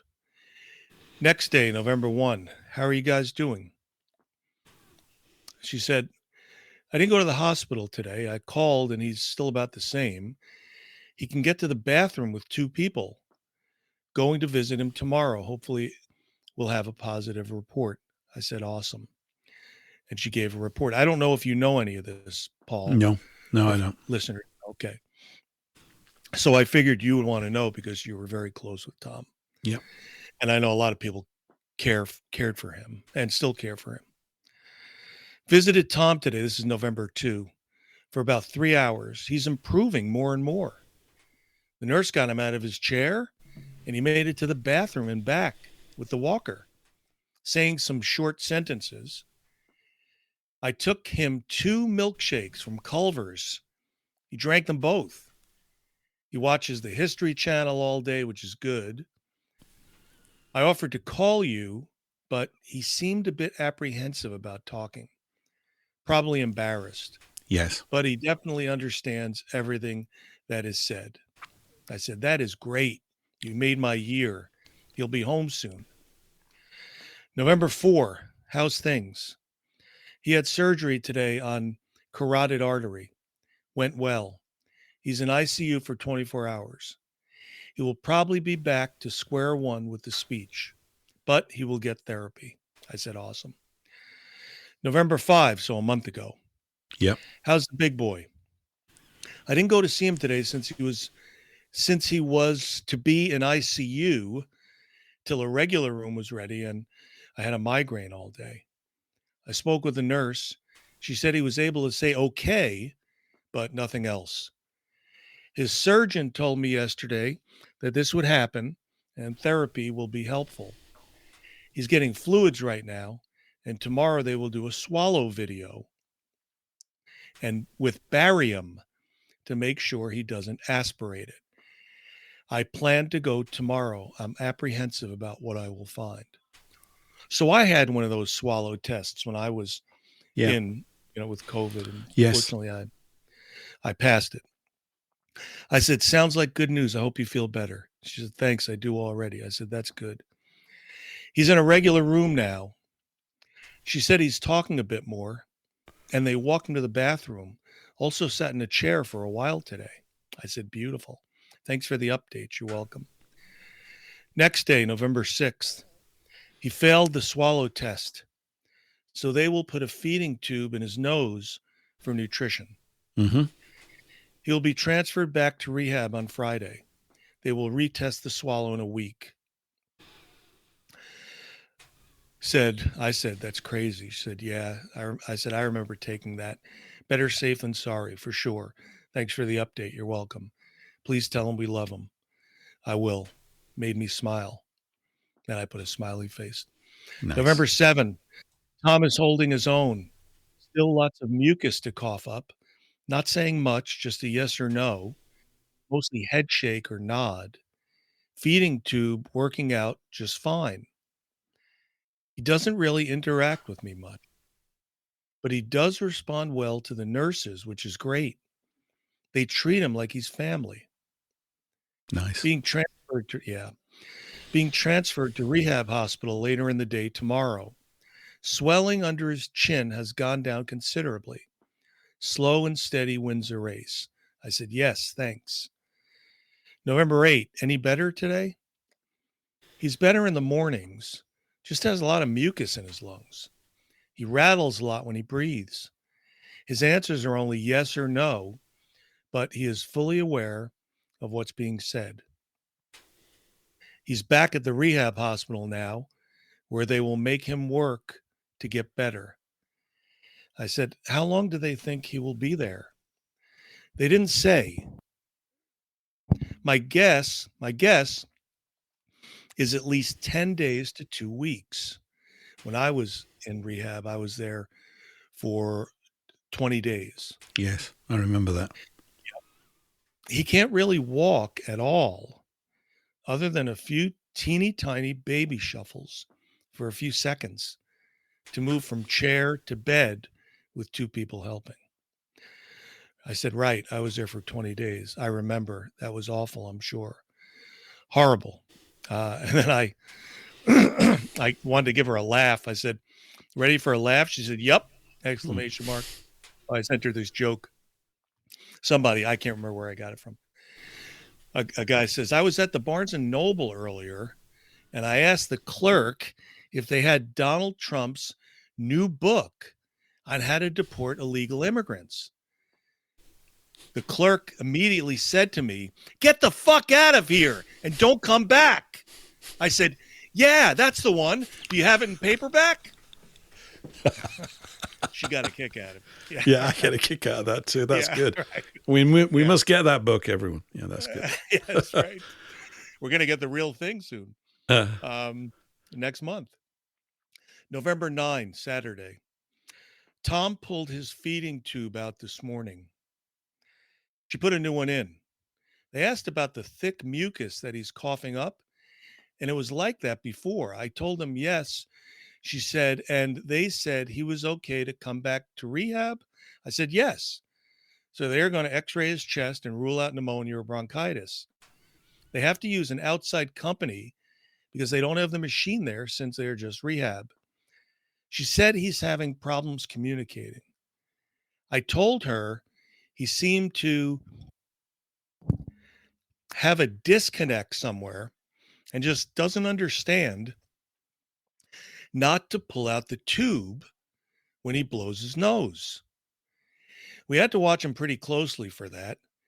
She agreed that there's definitely a disconnect. I plan to go tomorrow. He had 2 hours of rehab today, then went to sleep. I'm trying to remain optimistic. I'm anxious for them to aggressively address the congestion. It's really terrible. Every breath is hampered by the mucus. I went through that same thing too. Yeah. He did enjoy seeing the dogs yesterday. They allowed them in his room.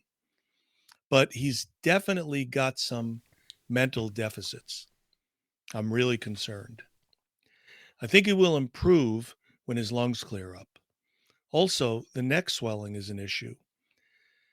I wish this was a Happy Clouds update. I said, shit, I had a lot of mucus too. It is really annoying. I'm sure it is. He doesn't understand that he needs to cough, but maybe with the swelling, it's a bit painful. I said that would make sense. Next day, November 10.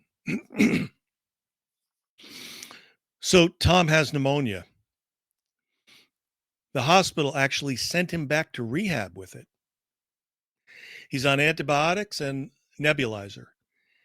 I can tell you that he is 100% better today than he was 2 days ago.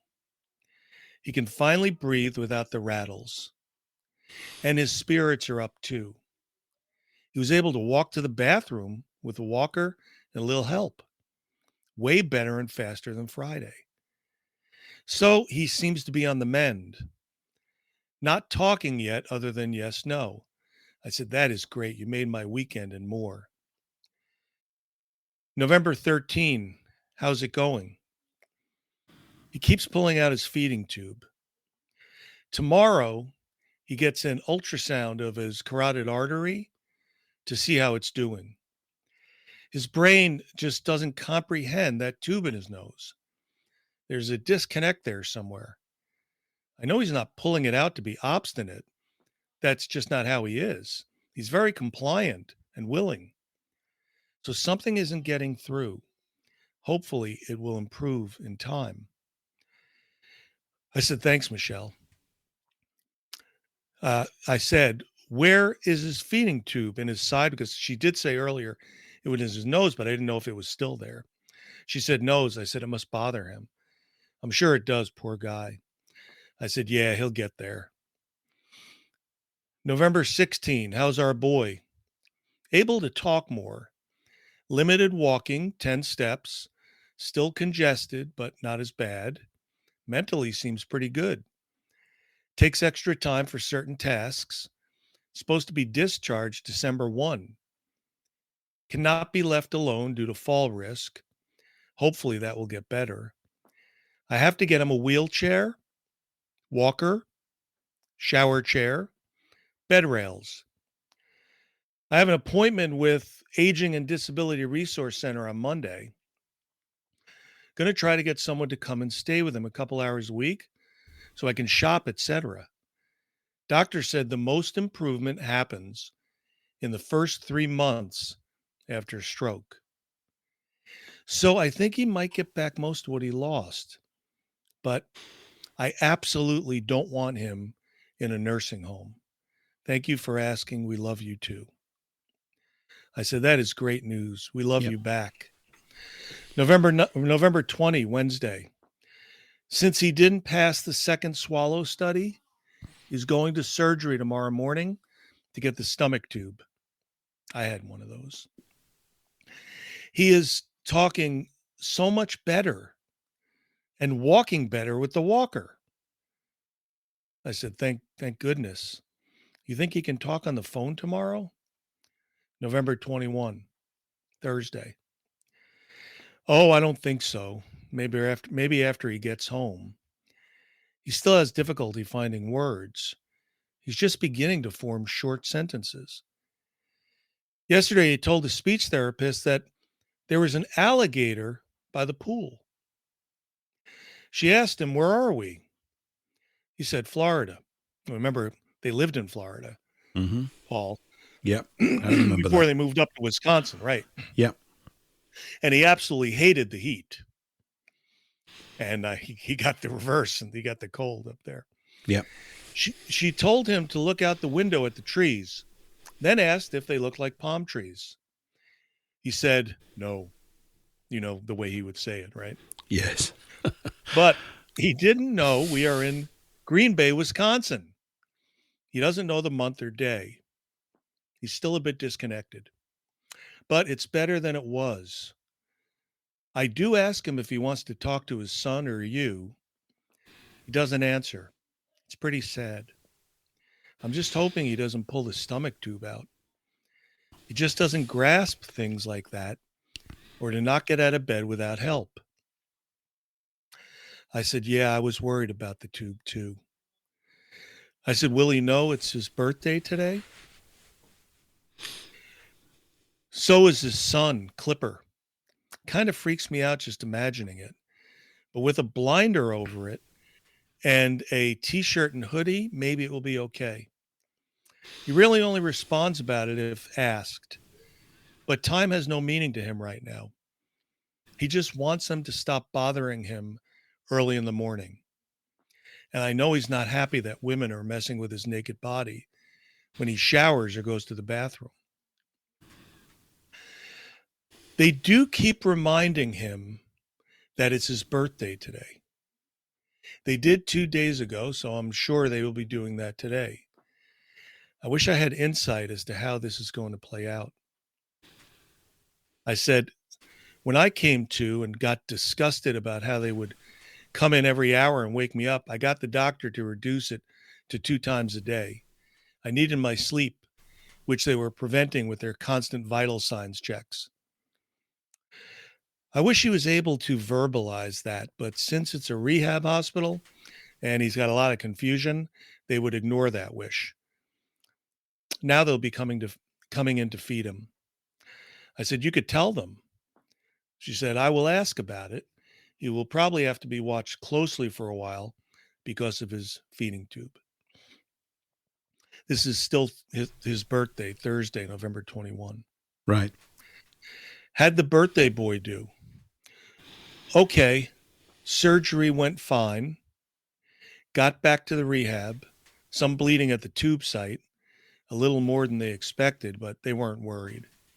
I was internally freaking out. But while the nurse was putting information into the computer, she was right in the room. He reached under the sheet and was going to mess with the tube. I said, don't touch that. So I wrapped that arm in a blanket above the sheet he was under. I told the other nurse that came in that he's already messing around with it. She said, oh, I can fix that, and left. I had to leave, so I don't know what her fix was. It's so frustrating for him. He's able to speak, although a bit hard to understand, but in full sentences. 1 minute, I think he's with it. The next minute, he doesn't understand why I leave and where I go. He said it's like he's in a maze. He's breaking my heart. I asked if he wanted to talk to you, and he thought about it for a long while, then shook his head no. I said, maybe when you come home? He said, yes. I think he's embarrassed that he can't speak well. He didn't want to talk to his son either. He doesn't grasp the seriousness of his situation at all. I explained repeatedly that he will die without the feeding tube, but I know it doesn't register. Training for me on the tube use and care is Monday and Tuesday, 4 hours each. Wow. I'm really excited for him to come home, but very, very apprehensive. Thanks for listening. I said, oh boy, thanks for sharing. The delusion is common. He will snap out of it soon. 4 hours each? What? Are they going to teach you how to operate? I said, it's not that hard. I said, I hope you're right on both counts. I said, I do too. I said, a birthday to remember. Indeed, for all the wrong reasons. I said, it has to get better. Next day, November 22nd. Any news? I'm sorry, I got busy cooking for my granddaughter's birthday. I meant to text you earlier. He's doing better, tolerating his liquid meals. He's a bit less confused and is more conversational. Great. And I said, happy birthday to her granddaughter. Next day, November 23rd, Saturday. Tom is improving nicely. Nurses are amazed. You see, Paul, that's why I said it was so up and down. Yes. Right? Yeah. Still a bit confused, especially about why he's there. Mhm. He's not bothering the feeding tube at all. Wow. I told you the fog lifted. Monday, November 25. Tom's doing better. They started giving him a Parkinson's medicine. And she named it. I can't pronounce it. It might help with movement and speech. He had it after the first stroke, and it helped a lot. He still doesn't know why he's there. I noticed he can't remember things short term, like 5 seconds. Hopefully, time will make the difference. It's mostly instructions that he struggles with. He asked if we could stop and get something to eat on the way home. He's really hungry. He gets a feeding 4 times a day, and he desperately wants a drink of water. I will have to watch him very closely at home. I hope he will eventually be able to access and navigate his accounts. Otherwise, I have to make a plan B that doesn't include me, because obviously, we all have our own, right? Whatever it is, accounts. And if that information isn't passed on, then what, right? Those big tech companies aren't going to help you. No. So the hunger and the thirst, I went through that horribly. So these feeding tubes, even though they supposedly give you a lot of calories, it's just not like real food. And I said, he's home? She said, no, he thought he was coming home with me. I said, I had the tube and still needed more. I munched on a lot of ice. I said, when did they say he'll be able to drink water? After they do another swallow study. They just called me now. They think he might be having another stroke. They're sending him by ambulance to the hospital next door. He's stuck on the toilet. Rescue is on the way. I said, shit, anything? And I was checking in later. No. So they called and said he seems like he's back to baseline and they're keeping him for observation. We'll do an MRI to see what's going on. I plan to go tomorrow. I will let you know how he is. Thanks, Michelle. You're welcome. Tuesday, November 26th. Can I call you to say hello to Tom? Of course. So I called. And he didn't, it was very low. Yep. And you could barely make out what he was saying. But I guess that was a huge improvement over what it was before. Yes. So I said, that was a treat. She said, I know, for me too. That's the dopamine meds. 1 dose yesterday. Wow. That evening, no sign of stroke on MRI. They're going to decide tomorrow when he will return to rehab. Awesome. Thanks for the update. You bet. November 27, Wednesday. Doing good today. Going back to rehab today at 3. Great. And then, of course, the 28th was Thanksgiving, Thursday. And I sent her a picture of our Thanksgiving dinner. She said, beautiful. I said, happy Thanksgiving. Same to you guys. I said, here, let me get to here. Saturday. So today is Thursday, right? Yeah. So today is Thursday the 5th, and Saturday was the 30th, the last day of November. Tom is doing okay, getting physically stronger, not very conversational, slow to respond. I'm hoping it improves when he's home. Not bothering the feeding tube. Thank the Lord. That's great news. That is great news. Thanks for the update, Michelle. You're welcome. Monday, I signed on to the computer, turned my cell phone on, and Michelle, please call me when you have a chance. This was like 6 something in the morning. Right. I said, now? She said, yes. And she was not handling it very well. It didn't look good. No. And so that was Monday, early in the morning.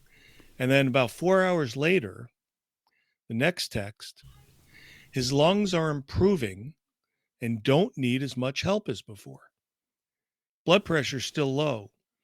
They're going to try and wake him up later and take the breathing tube out. I said, thank God. She said, I know. So many people praying for him. Yes. I said, I was so distraught, after talking to her. She said, oh, I know you were. Anytime they swab his mouth, he bites the swab. He's still feisty because they swab the mouth with moisture, right? Yeah. He closes his finger around my hand Good sign. Wonderful. So this is still Monday. You betcha. Monday, right before 6 p.m. Anything? When I left, I asked if they were going to wake him up, but his nurse, a nice young man, said he would rather wait another day because sometimes if you wake them up too soon, you may not be able to achieve the same level of comfort if you have to sedate them again. His son should be there by 7:30. I will talk to him tonight. I said, that's good. He needs his rest. Yes, so his body can recover. So I said, nothing like reinforcements. She said, I know. Tuesday. Today's Thursday, right? So 2 days ago. Yep. In the evening or close to it. I would call you, but I just can't. Maybe tomorrow. We transitioned Tom to hospice. Off ventilator.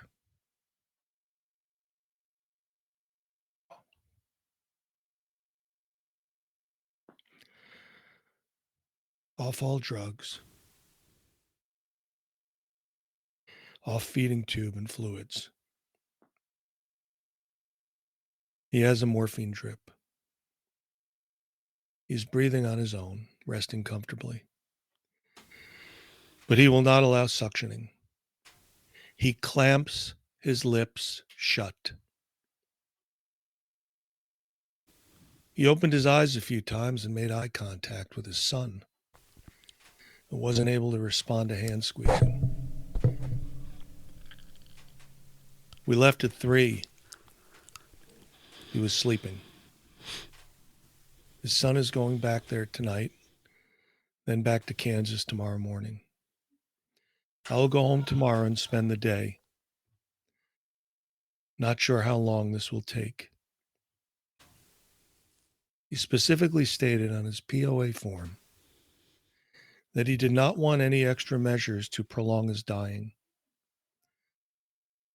All the above were listed on the form, and he checked the box.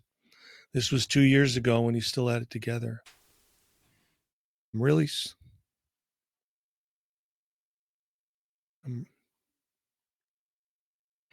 sorry for the loss of your friend.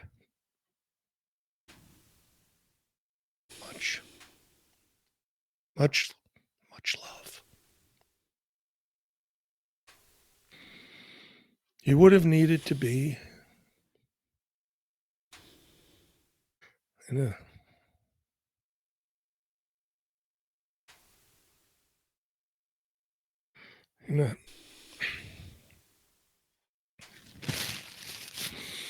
a skilled nursing home, which would have been a living hell for him.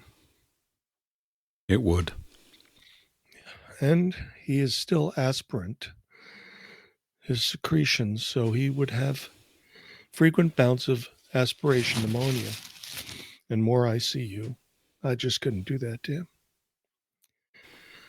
And I, of course, said, shit. She said, yeah. I said, how is he now? When we left, he was resting. There's nothing to be done. He's not fixable. I said, how long do they give him? She said, they don't know how long it will take. I would say a couple of days at the most. I will stay with him till the end. I said, I'm so sorry, Michelle. Please kiss him for us. Yes. She said, yes, I know it's awful. I will. I said, thanks for keeping me posted. And yesterday morning, Tom passed away this morning at 4:50. So 4:50 Central Time. So that's 10:50 your time. I said, so sorry, Michelle. I said, I think he knew. Yes, and it's weird. I woke up at 4 with a sick feeling in the pit of my stomach. Thank you, Dave. He's at peace. We can say that for sure, I said. His son still there? No, he stayed with him until very late last night. He left the hotel early this morning. I said, were they close? She said, yes. Will you have any services? His son will have a memorial service in Kansas at some point. He may spread his ashes on one of his favorite battlefields. I said, that's nice. Yes, that I said, is nice. I said, love you and Tommy. She said, Tom was a no-frills guy. She said, we love you too.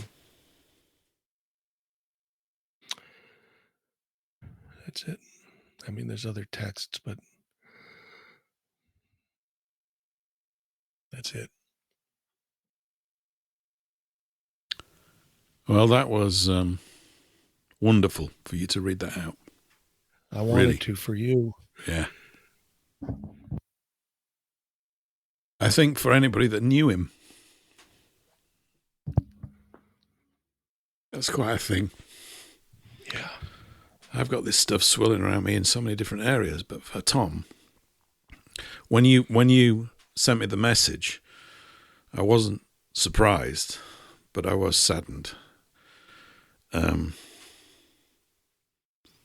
Because it's a strange thing to make friendship with people that you never physically meet in real life.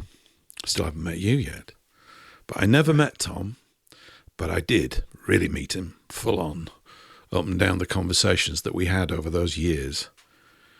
And as I was saying earlier, he was more diffident than most Englishmen. He was so modest and so quick to put himself down. It was almost embarrassing sometimes talking to him. He was almost fully unaware of what he'd done for so many, I guess, tens of thousands, if not hundreds of thousands of people who've read his stuff.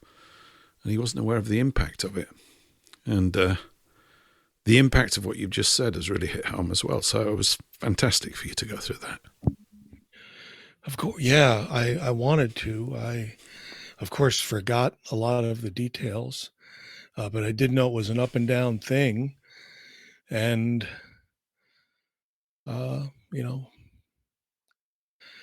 it just sucks, especially somebody like him. Mm-hmm. And what he did.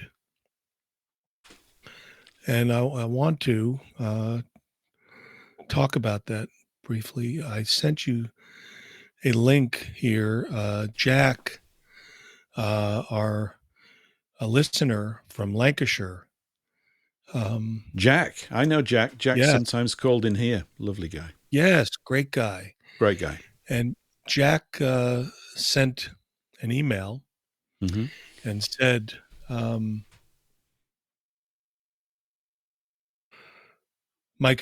hey Dave, my condolences. When you're on with Paul later on, I thought with Tom's passing, a fitting piece of music might be Now We Are Free from Gladiator. He was a great man. Cheers, Jack. And I don't know if you'd want to play that, Oh, I think we can find that. but I sent it to you. If I can find it, we can play No, I it. sent it to you in Oh, did you? In Skype? I sent it to you in Telegram. Yeah. All right, in Telegram. No, Telegram. You want me to All send it in Skype? No, that's fine. Okay. I've got it here. That's cool. And I never heard the song, so I don't know what it sounds like. It doesn't matter. If Tom would have loved it and Jack wants it, this is great. It will be good. I know the music from this film is good and it is appropriate for him. Let me just make sure that we don't start this off rough. Now would be a bad time to get all the buttons wrong, wouldn't it? We don't want to do that. Let me just bring this up.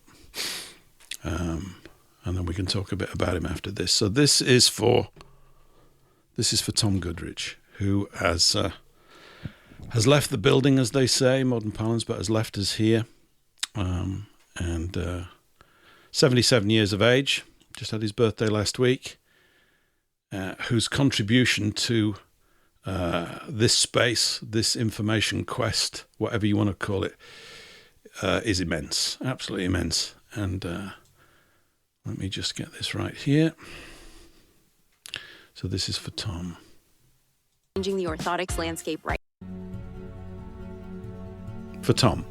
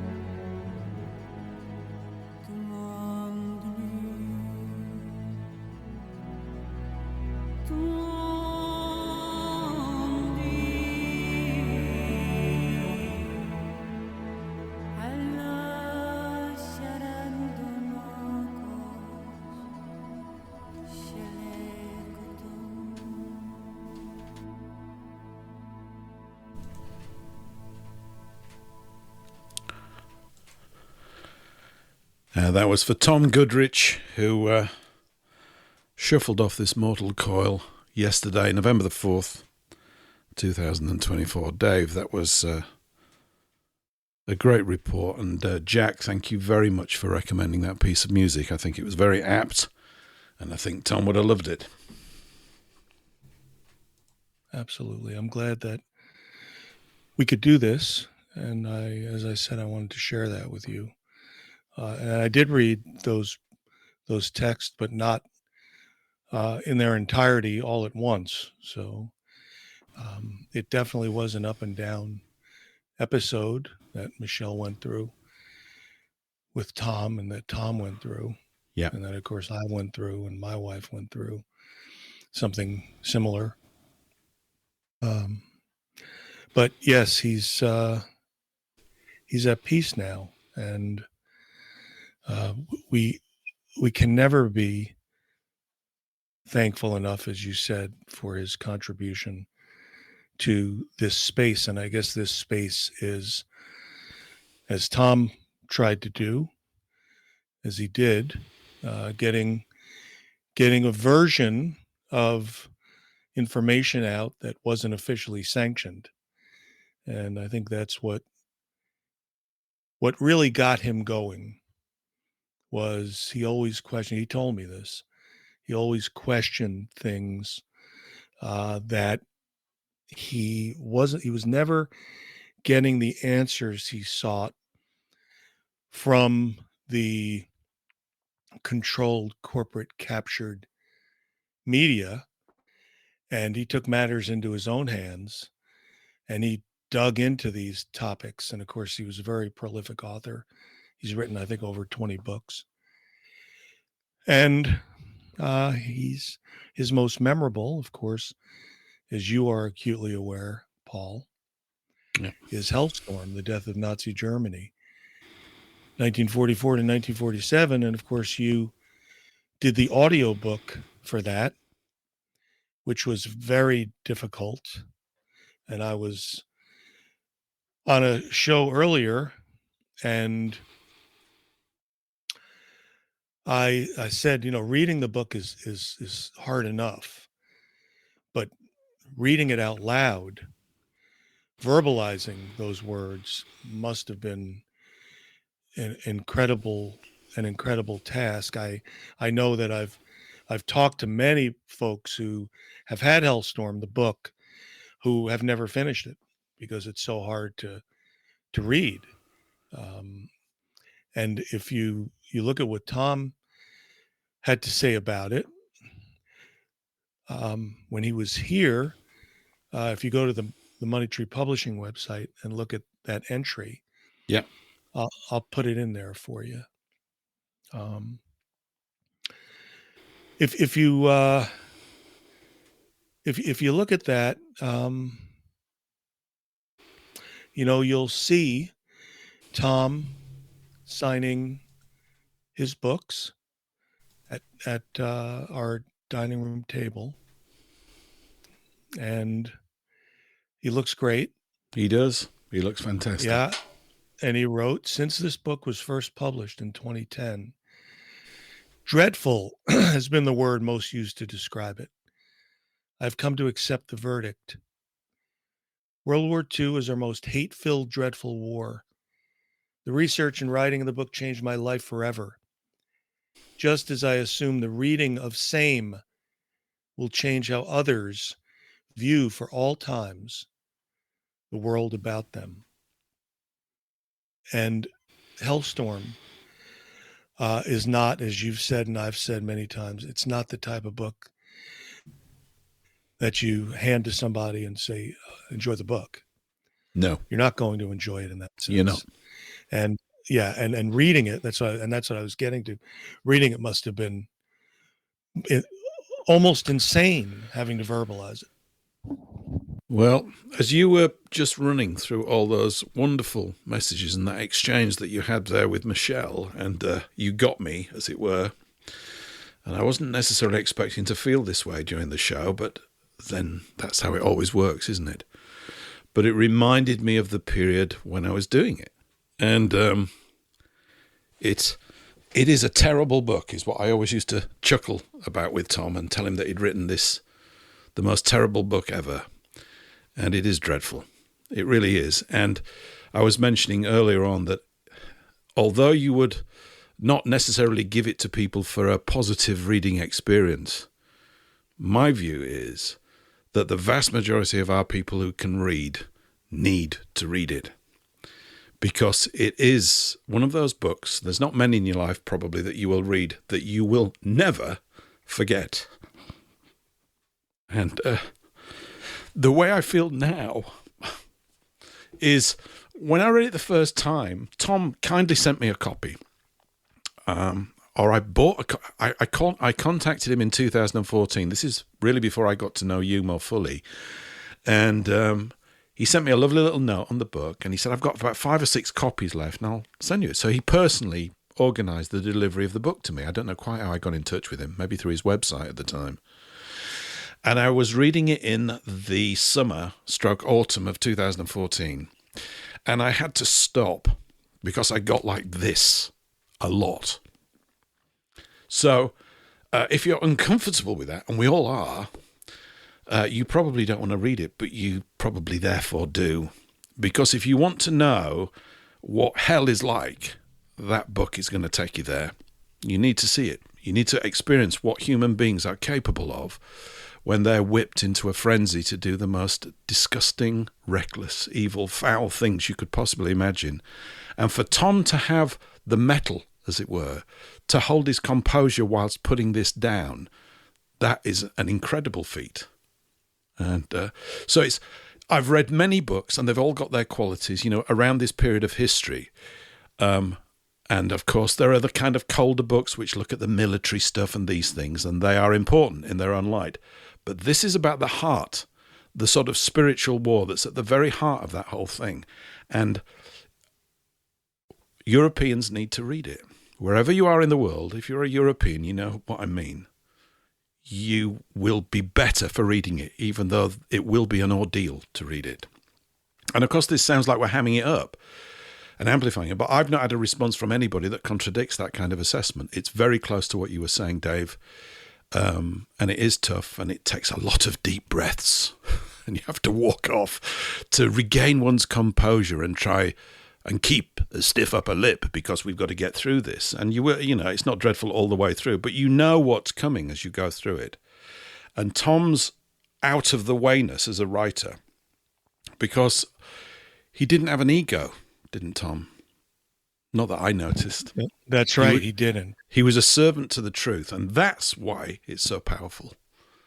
And so it's not full of the bombast and the big publishing event and all this, that, and the other. It's raw, and you will feel that rawness. And when you discover, which you will through this book probably more fully than any other, the true context for that conflict and how it was conducted, you will know what we are up against. You will know it. You will know intimately in your guts what we're up against. And I think therefore it's good service to everybody to know it. What's the title of the book again, Paul? It's very simple. It's Hellstorm. One word. Hellstorm. Yep. And is the subtitle, was it 1944? The Death of Nazi Germany, 1944 to 1947. That's the end of the war. This is describing what took place after the war was. This is correct. You will in simple numerical terms, more Germans were killed immediately after the war up to 1947 than between 1939 and 1945. Let that sink in.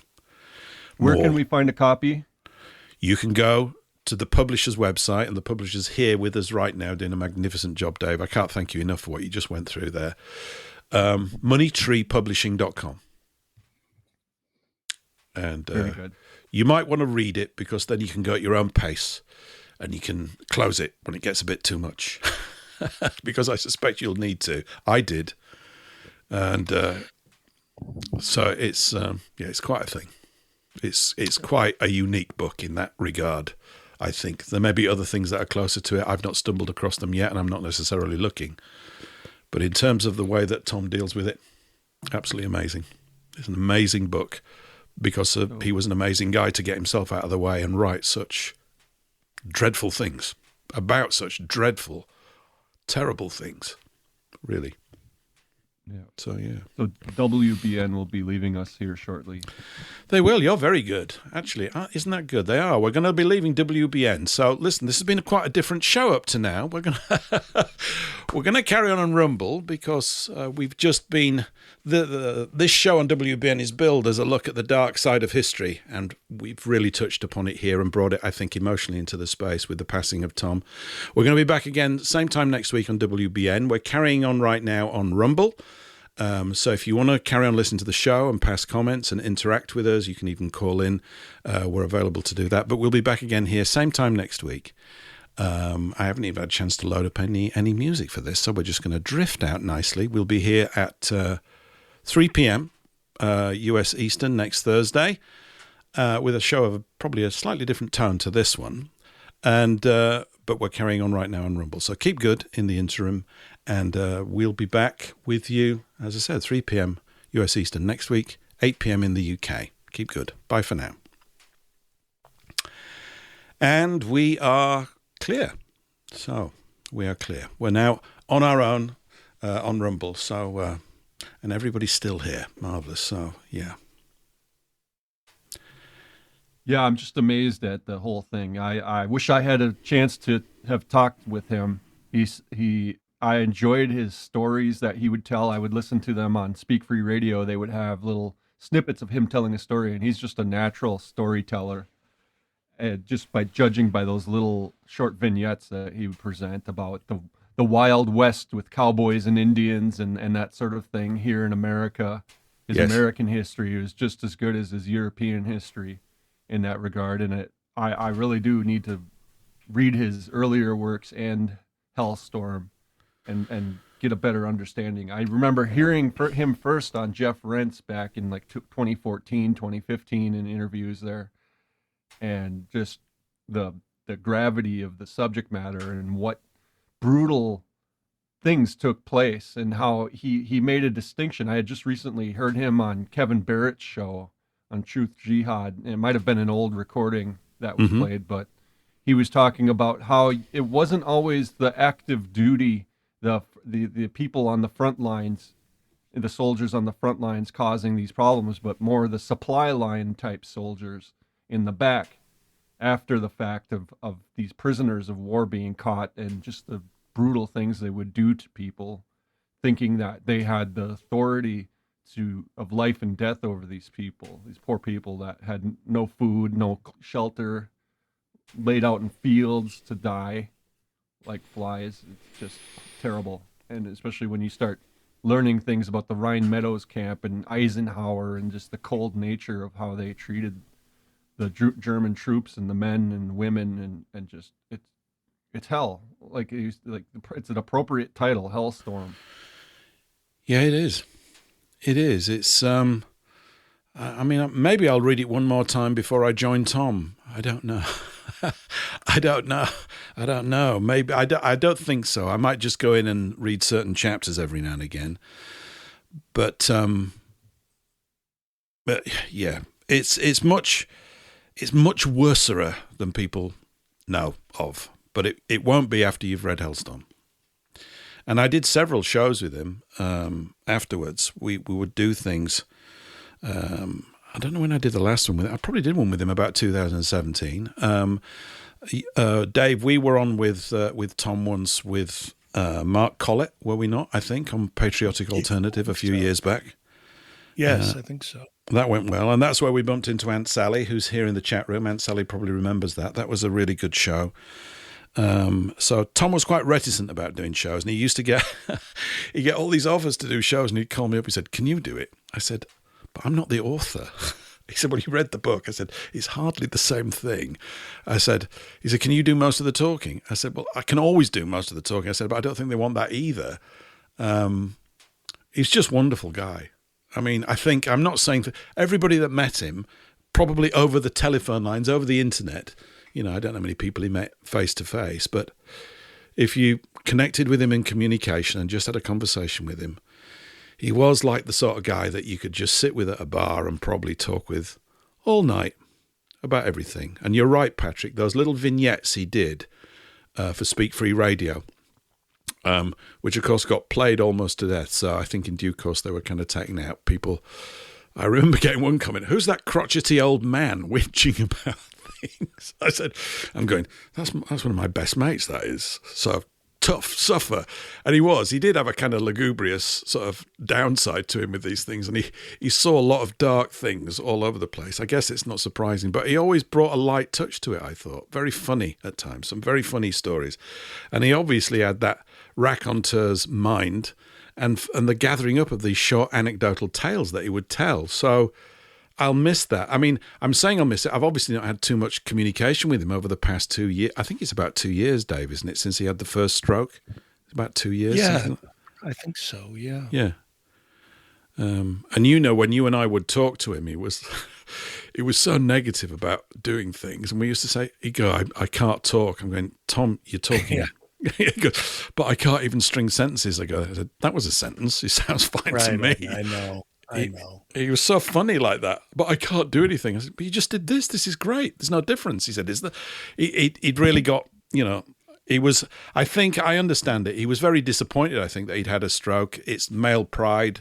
Understandable. It's not a good or a bad thing. It just happens. And I can understand how he sort of behaved at the end. I mean, strokes do funny sorts of things. I wasn't fully aware of all this, but, you know, the operation of the throat is one of the first things to go. And you think, well, that's not a big deal. And then you go, oh, hang on just a minute. You can't eat properly. And then suddenly it's an enormous deal. So it's just a big, tricky, sort of irritating thing. You go, well, it's just get this little bit working. We can recover. Yeah, but you can't get that little bit working.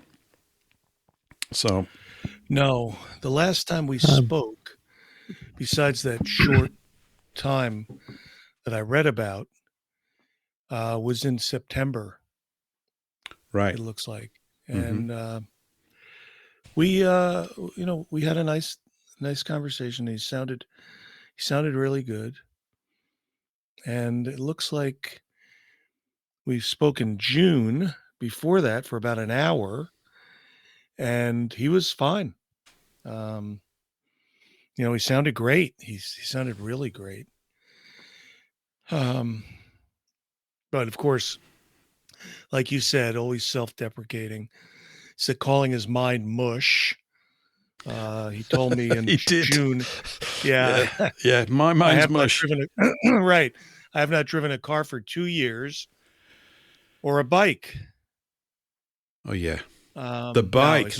You've reminded me that he loved the bike, didn't he? He loved his bike. He was always talking about his bike, and he was right to talk about his bike. So he must have been on the bike up until about 2 or 3 years ago. It was the stroke that stopped it, wasn't it? Because he was out on the bike. Yes, he was constantly on the bike. And his Tales of Tom, or whatever we called them. That was it. I loved them. Yeah, they're great. I loved them. Yeah, they were great. They're funny too. His sense of humor is just I loved it. And then he would make something completely awful sound like it was just hilarious when you boiled it. He did. I guess he studied so much awfulness. In the end, he began to see black humor and comedy and everything. And why not? You know, because you can't be. It's appropriate to feel these things, and you can't control those feelings, and that's really why they are what they are. But Tom has probably sat in so much darkness in his writing and everything that in the end he just did develop a very dry and black sense of humor, and it made was lovable. It was. He was lovable. He really was. Absolutely. He's the sort of guy you just want to sort of put your arm around and go, come on, and all that kind of stuff. Because he's just really gentle guy. Actually, that's what really. Very. Yeah. Very gentle. Just like most folks. That's what I was saying. In this, whatever you want to call it, they're just nice guys. You know, Patrick, just a sweetheart of a guy. You, some people would say me, others wouldn't. Which I completely understand. Now. I got to be a prick sometimes. Right? No. Like when I'm copy editing material. Yep. So he was wonderful. I love him, and I know you guys love him, and I'm just glad he's not in pain anymore. And I'm glad Michelle, because I know what it did to my wife. Yes. That roller coaster. Because I was up and down as well, mostly down. But that's, you heard from what I read how it was one day, oh yeah, he's doing great. Yep. And I was like, damn, he's going to get out. Awesome. Can't wait to see him. And because he was supposed to work his way down here. I don't know if they were planning on leaving there and coming back to Florida. Of course, like I mentioned, the two extremes and, climate, environment, right? It was a bit, wasn't it? Yeah. Yeah. It was a bit. This was this Wisconsin weather didn't help his pneumonia. I'll put it that way, especially when it's teetering Right. on freezing. I just got through having pneumonia more or less the past 3 weeks. And jeez. I was bedridden for a whole week, and it's just like, oh, if I'm going to be off work, at least I want to do some fun stuff. I don't want to sit in bed. Mhm. And then the next week I was hacking up a lung, and it's terrible. And when you were telling the story about him having the rattle and mucus, Yeah. I'm like, it reminded me of my grandfather who lived with me for the last 10 years of his life. And at the end, he was about 94 a couple years ago. He was basically in that same situation, had a stroke and had mucus, and then they give him morphine, and the morphine is for the pain, but it just doesn't help his breathing whatsoever with mucus. It's like that's a deadly combination when you get morphine and mucus like that. Oh, yes. Yes, and it seemed like that's what I wrote toward the end, that he knew and he wanted to go. Yep. And that's why he was clamping his mouth shut. He refused to get suctioned, and the suctioning was when I was in there, and when I came to after falling out toward the end of September. I came to, I think it was November 10. And then you're there you are, and you've got all this stuff that, you've got to everything shuts down. And that's why he couldn't do anything, because your body just shuts down completely, and you have to learn how to walk. Yep. You have to learn how to talk. When I woke up, and I've told this story before, but as it relates to Tom, I remember looking down at my hands and my arms, and they were gray and very thin, and they couldn't move. And so the only thing that could move was the head on my neck somehow. That didn't shut down. I don't know why. There must be some scientific reason, but having to learn that all over, and of course your lungs are shut down because I was on the ventilator. And when you realize that, you can't breathe on your own, and you've got all this mucus in you that, is building up, and no matter what, you can't get it out, and they have to suction it. And then, at least for me, I think it's similar for others who are in that same state. When you get to the point where you realize that you can't breathe on your own, you start to go through, these psychological attacks. And that's when they, as I was being tended to, I started to like freak out.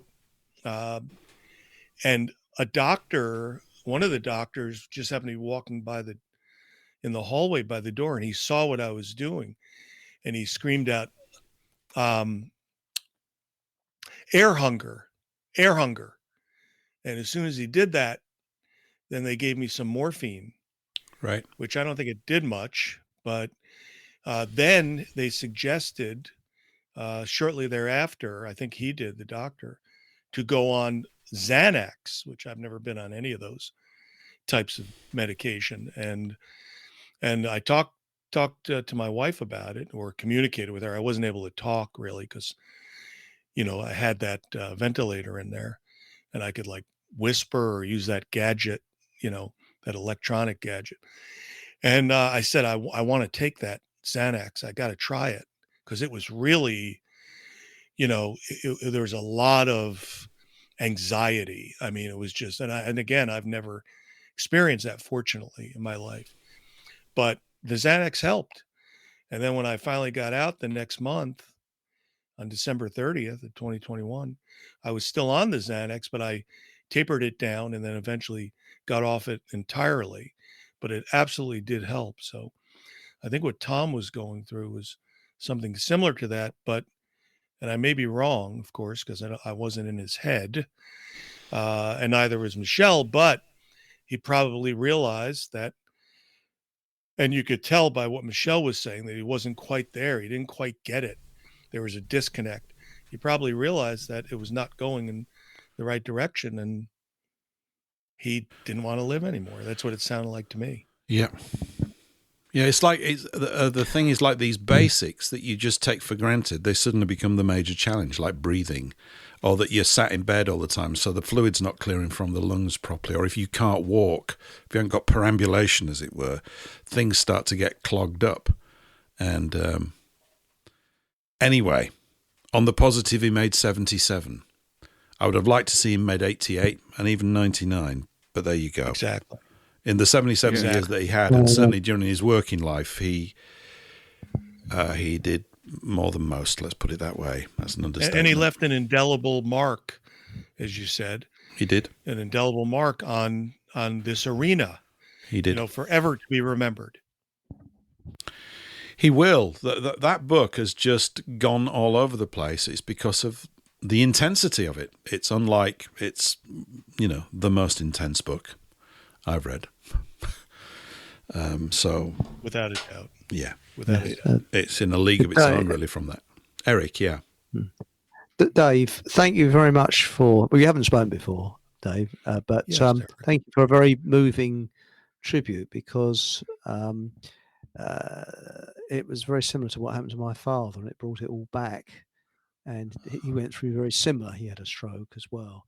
And the last time I saw him, he seemed to be perking up. And I think sometimes people choose when to die. My father chose a perfect time to die. When I say perfect, it was not that perfect, but when I left him hospital, I had a sixth sense that it would be the last time I'd see him. And then 6:30 next morning, I got the phone call that he'd passed away. Right. And it was really, I don't know, I just get a sixth sense. I don't know whether you got a sixth sense, Dave. Did you, when he was on his last? No, I didn't. And of course I was limited as to what was happening via the texts, which are rather one-dimensional. So no, I didn't. Michelle did, as you heard. She woke up at 4 a.m. She got this terrible feeling. And that's right. Well, I did. I mean, I was very, very close to my father, extremely close. We were great mates. He was my best friend as well as my dad. So, that's awesome. And at his funeral, I said, if I was half as brave as my father, I'd be extremely brave. And I think I'll give that a kind of like a verbal award most years. I think you can give awards to people without giving them something metallic or some object. I think you can say it verbally. And I think that, I'd like to extend that, because I've sort of verbally given that award, shall we say. It sounds a bit weird, I know. You give a verbal award to somebody, that if you're if I was half as brave as them, I'd be very brave. And I think that Hellstorm, the writing of it, etc., I think that probably comes into that. I think Tom Goodrich, he sounded like a very brave man to me. So 2025, I don't know what other people think. I think he might get that award for 2020. I think he should get the award for 2025.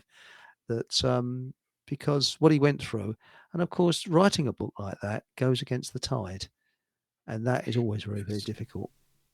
It takes bravery to write that sort of book, because my dad, when he wrote his book, he was going against the tide. So it's thank you very much for a very fitting tribute, and as I say, it brought a lot back. I never spoke to Tom Goodrich. I wish I had done, but there it goes. But I've actually seen the film Hellstorm, and that's enough. It's very, very moving. So thank you very much. Well, thank you, Eric. I appreciate that. With regard to the book, Dave, and his books, I guess they're going to stay in print, yeah? Well, hell yeah. Hell yeah, of course. Because you've got about 50 million copies to get printed and distributed across Europe and North America. All the universities and schools.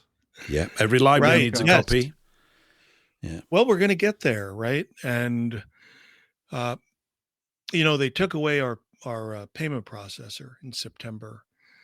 So September 25, they took it away, and they do this occasionally. Yes. Whether it's one day or 3 days or 1 week or 2 weeks or 3 years, And of course, as you know, we run a tight ship, so we never have any chargebacks. We take care of the customer. We've never raised prices since January 2017, because we're not in it to make money. We're in it to get the word out. And they just see that, there's people interested in this stuff. And, as the meme goes, shut it down, right? So they shut it down. And we still don't have a processor. We're trying to get another one, but there are other ways to do it. So folks can, especially folks, in Europe or Eurasia or anywhere outside the U.S. And I've been doing this lately because we can get them significantly reduced shipping rates. So just send an email from the website. Go to moneytreepublishing.com and hit the contact tab and send an email. And if you want to get Hellstorm, then we can get it to you, at a much more reasonable rate, because the shipping rates, well, heck, they're even shut down now in Canada. So you can't order anything in Canada. And a big, base of our customers are in Canada, UK, Australia. But it's just out of control with prices going up the way that they are, and it's not stopping. So just reach out if you want to get it, if you're outside of the U.S. And if you're in the U.S., we can let you know an easy way to do it. And if you don't want to use a cash check or money order, which you can, of course, and we do get money from all over the world. So yes, get Hellstorm. You're not going to enjoy it, but you, like Paul said, you need to read it. And like other people who I talked to even today, this book will show you what, as Paul said, what these, I don't know if they're people, but what they're capable of doing. I don't know if they're human, but whatever they are, what they're capable of doing. So, yeah, we're going to keep it going for as long as we can. Good. Yeah. Good. And shut it down should be reversed. Open Put it it up. that way, Dave. Yeah. Well, it should be back on them. Shut them down. Yeah, exactly. Yeah.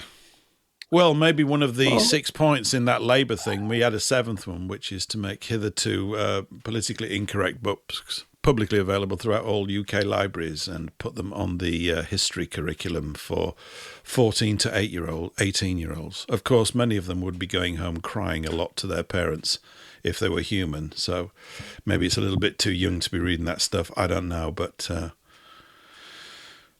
It probably is. Yeah, probably it is. probably is. Yeah, it probably is. It's yes, it's tough but they stuff. do I don't that. know. Yeah, go ahead. I don't know whether it is or not, because sorry to chime in there just then, but my father had a severe shell shock, which was untreated. So it was like a gramophone record that gets stuck in the groove. He relived World War II every day of his life after the war. So from a very early age, I understood more than the average child about World War II because I had it every day almost. Yes, it did cause me nerves and that, and I'm not blaming my father, not at all. But the positive side, wow, didn't that give me an insight into what war is really like? It really did. And it gives you a totally different perspective on it. And you look at it from a completely different angle, from the gung-ho, isn't this marvelous sort of stuff. So on a positive side, maybe it is good for young people to read that, because that their minds haven't been polluted by the ongoing propaganda that we're getting now all the time, and what we have had since World War II. Because I always want to be a fly on the wall. I want to know the truth, however ugly it is. I want to know the truth. Full stop. End of. Truth is truth. And lies need to be protected by censorship. Truth doesn't. Truth is pure, and it stands up to any question you want to put to it. So that's why I always say to people, when they say try and shout you down and things like that, um, if it was something ridiculous we was coming out with, I don't know, like trying to make people believe that trolls exist or something. I'm do, not don't talking they? about trolls on, well, not on the internet, but that's the wrong word. Shall we say, I don't know, some fictitious creatures that you find in fantasy. Honest Okay? politicians. Honest politicians, that's right. People wouldn't question you. They'd say, "Oh, it's bloody idiots" and things like that. But why is it they try and censor what people say? Don't people question that? Don't they think they smell a rat? No, they You know, don't. I'm, No, that's the this problem. is what gets me. And I Yeah, they think don't. the problem we've got is that to change society, we've had about 80 plus years of brainwashing, very, very skillful brainwashing. I mean, it's very clever brainwashing, and it'll take 1, 2, maybe 3 generations to That's right. undo that brainwashing. So, I mean, for example, we've been conditioned at school to look for a leader, and this is why truth movements are going nowhere, because they're all looking for a leader, That's right. but they don't look in Exactly. the mirror. And if you want to find a leader, just look in the mirror, and that leader will be looking back at you. Right. That's basically it. That's the way I look at it. We're all leaders. And what I mean by that is it's responsibility. We should all take responsibility for ourselves and not leave it to other people. That's what you do with politicians. You're leaving responsibility to really To the charlatans. finest that we can produce, Eric, you were going to say, weren't you? The Uh, finest of our not men and quite. women are in Not- politics. Isn't that what you were going to say? Surely. well, The not finest quite what? at that level. Aunt Sally writes here I in the chat, amazing, isn't it, that we can get any old shit, I like to say that, of all sizes sent to us for free from China, but not a book that explains our history from the USA. Yes, Aunt Sally, that is amazing. Well, you can get it. You can. Of course. Mm-hmm. Absolutely. And Just a little we've more sent effort. Aunt Sally books before. Aunt Sally, you've got them all. Aunt Sally's often in the bath by this time, by the way, Dave. Come doing on, the Aunt show. Sally. Yeah, she's probably in the bath reading the books, all wet and dog-eared and all that kind of stuff. But I think, Dave, we've talked about this before. It's really just about, on one level, very simple stuff. It's about a lot of people doing a little bit of work. It is. Yes. More and more people say, can I help? What can I do? Is there a way that I could speed this up? And it doesn't matter how small it is, just the mere fact that your attitude would be like that is a massive boost. That's the thing. Because then we all look around and, like I was saying earlier on, there's 3 million people signed that petition. Well, it's probably easy to sign an online petition. If you get all 3 million of them actually doing something, the problem is ultimately solved, right? That it might take some time to work out, but you go, okay, this is what's going on. But of course, as you were pointing out, Eric, there is a colossal amount of brainwashing. People have been subdued without even knowing it. They think they're just happy. Things that bug them, they can't be bothered to find out why it bugs them, etc., etc. But I think in all sorts of ways, getting the word out, which includes the provision of books that reveal the true aspects of history, forms a strong part of that. And I think reading, I drone on about it a bit here, but I think the CIA have said that reading is the number one brainwashing technique. It's the most powerful of all the communications platforms. And I can see why, because you, the reader, are leading your own reading experience. You're the one that keeps on turning the page and choosing to read the next paragraph.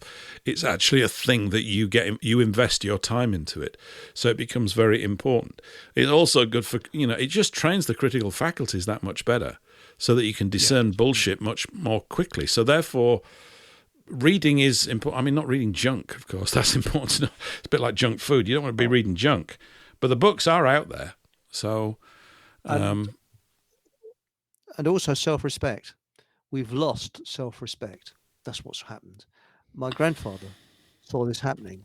I mean, he died in the early 70s. But when you look, and it's the same in America as in the UK, most people look like tramps. they walk around looking like tramps, slaves. And when you look at people in films and general photographs from the 50s and 40s, and people say, oh, he's looking on the past, people dressed smart. They looked smart. Why? Because they had self-respect. And Cary Grant said, I dress smart because people have to look at me. And I mean, but where has all the self-respect gone? You know, Well, we need a when you nice, see as people we've said here, we walking need a around- good online gentleman's outfitters, and then we can all look dapper again as we go around bringing things back Well, to it. But there are it's true. charity shops. Yeah, there are. I go that to you them can as get very well. cheap.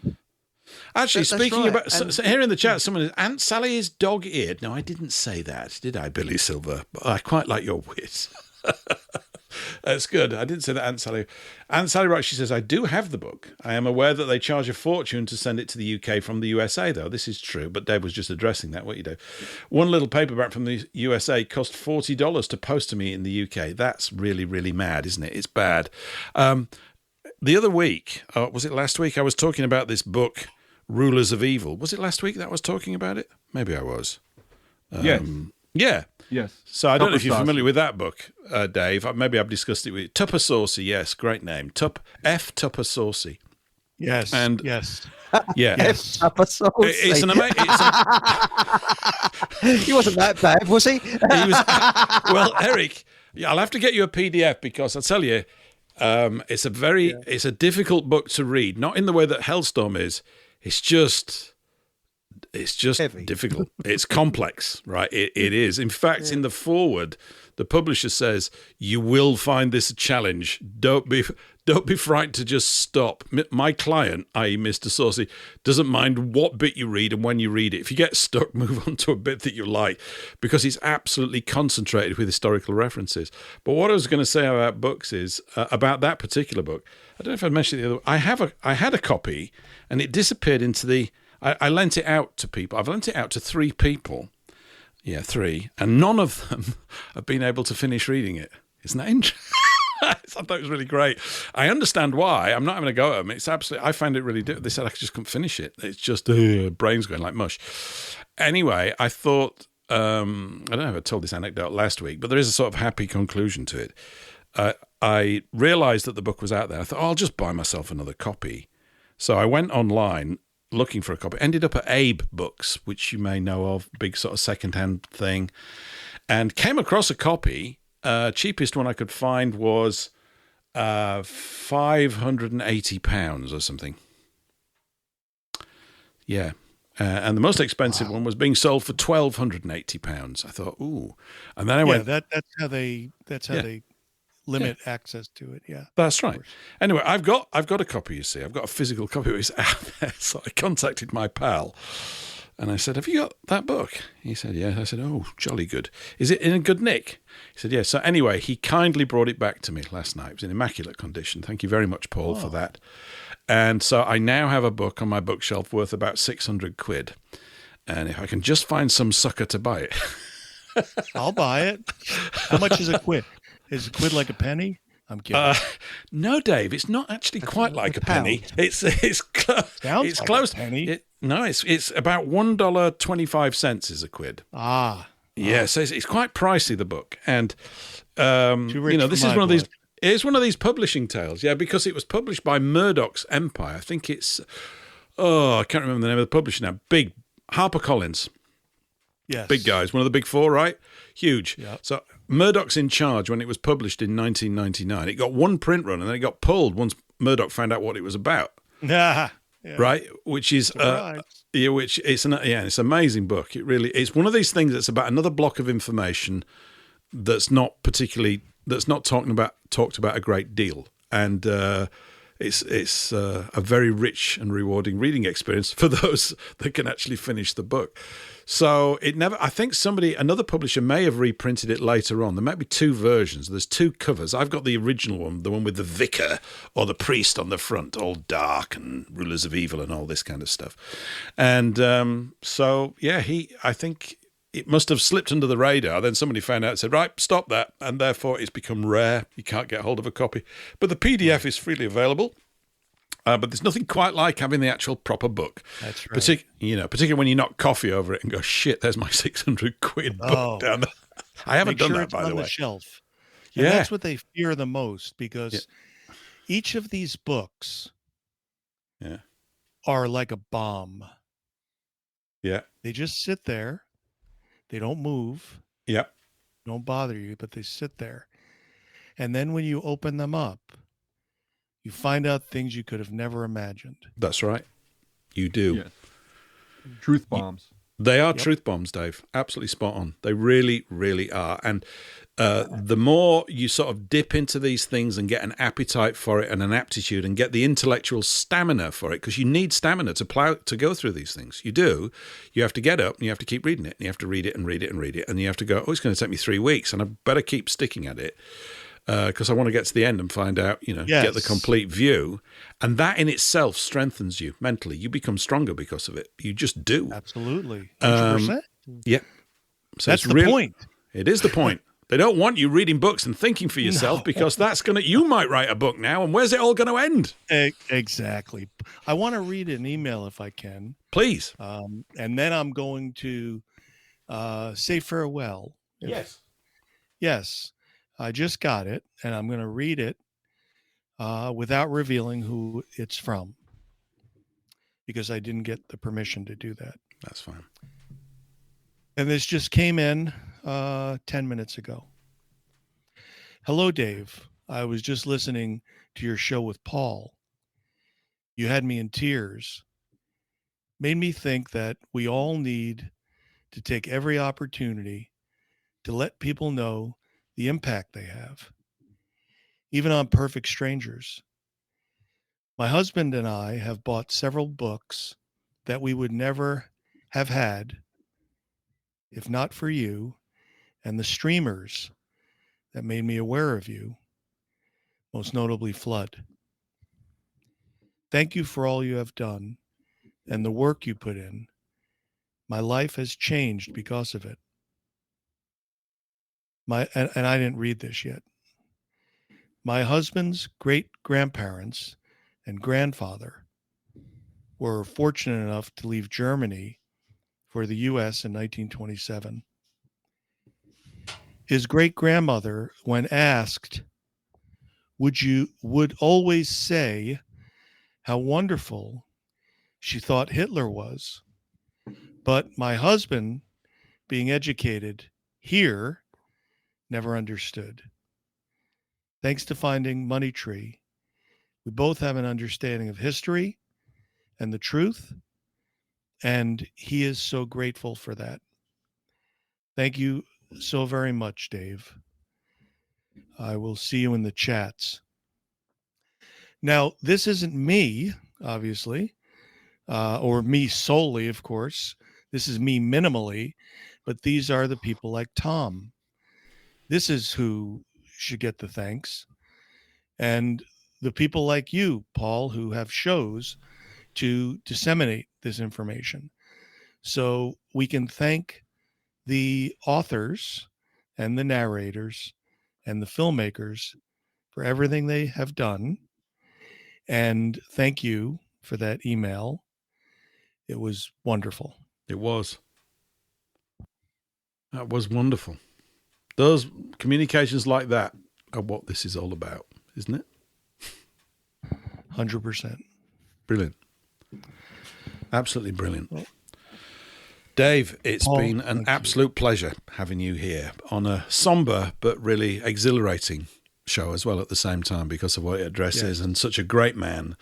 Someone's just written in the chat, Mr. Goodrich was and is a national treasure. He is. Yeah. A nation, again, being a race of people, a tribe of people, all of the same race with a shared and received history, culture and language. You're in a nation, whether you like it or not. You're in the nation that Mr. Goodrich was in, and it's a great one. And he did fantastic, amazing work. And his contribution is immense.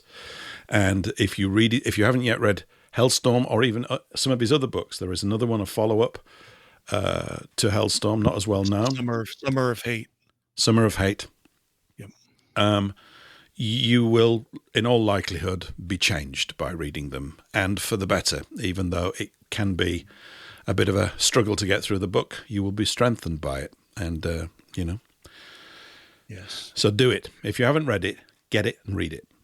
And then maybe we do a show in 6 months' time when you've all read it, and you can all call in and share your experiences of what it was like. That'd be a good one to do a book reading on, wouldn't it? Book reading club, Hailstorm, but right? less than 6 months. Yeah. Because about 2 months from now is the 80th observance of the Dresden firebombing. Yes. Well, I have a show, Dave, on file that I did with Tom about it. I don't know what year. Maybe it was 2017. And I've played it every now and again when it's come up. So I've still got the file on tape. I'll probably play it again. We did a show for about an hour. Yes. It's the one, I mean, I know he's done other ones, and I need to sort of try and help with an archive. So if you're out there and you've got, you have any of Tom's shows that I might not have or whatever, we maybe need to put all these things together and make them available in an archive of just so you can hear him talk and see what he said, because he was a wonderful communicator. He never thought he was. This is what made him so good. Yeah. It's just hilarious. Tom, you sound great. No, I don't. Yeah. Oh, God. Yeah. It's unbelievable. Yeah. It was funny. It's like a running gag. Yes, exactly. It was. Exactly. Yeah, we loved him. We did. And absolutely love you, Tom. Yes. So, and Saturday is the remembrance of Pearl Harbor. Is it really? The anniversary, yes. Well, I'll tell you what, I think we'll play out with this song then. I know we're before the end of the 3 hours, but Patrick sent us, Dave, and you can hear this if you want. It's very brief. This is counterpoint, actually. This is the sort of thing that would make Tom chuckle, right? I'm absolutely convinced. This is absolute propaganda. American propaganda. It's American propaganda. And it's called Remember Pearl Harbor, isn't that right? Yes, Carson Robinson. And this is one of these rah, rah, rah, let's go get 'em type things. I haven't even heard it all the way through. But it's martial music. Yeah, it's really good. So I'm gonna play this out. Before I do, we'll just get a final word from everybody here. Then we'll end with that song, and we'll close out. So, Eric, any final words? Anything you'd like to say as we wrap up here for the show for tonight? Well, I'd like to thank Dave for coming on the show and for his very, very moving tribute. And it certainly moved me and brought back, I didn't know Tom Goodrich, but it brought back a lot of memories of what happens, with my father. Very, very similar. And now he's in peace. And I think he was on this earth. I think we're all on this earth to do something. And he helped. I think his books will become even more famous now. So I'm pretty sure they will. Thank you, Dave, for coming on. Much appreciated. Thank you, Eric. Remember Pearl Harbor. Sorry about that. That was the start of the song. Everybody else just want to say he just kicked off. Go on, it's Patrick. I just want to say I thank God for people like Dave who just follow through and have guts to speak the truth when it is very unpopular amongst the people in power who should not be in power. So thank you, Dave, very much. Thank you, Patrick. I appreciate that. Dave, any last words?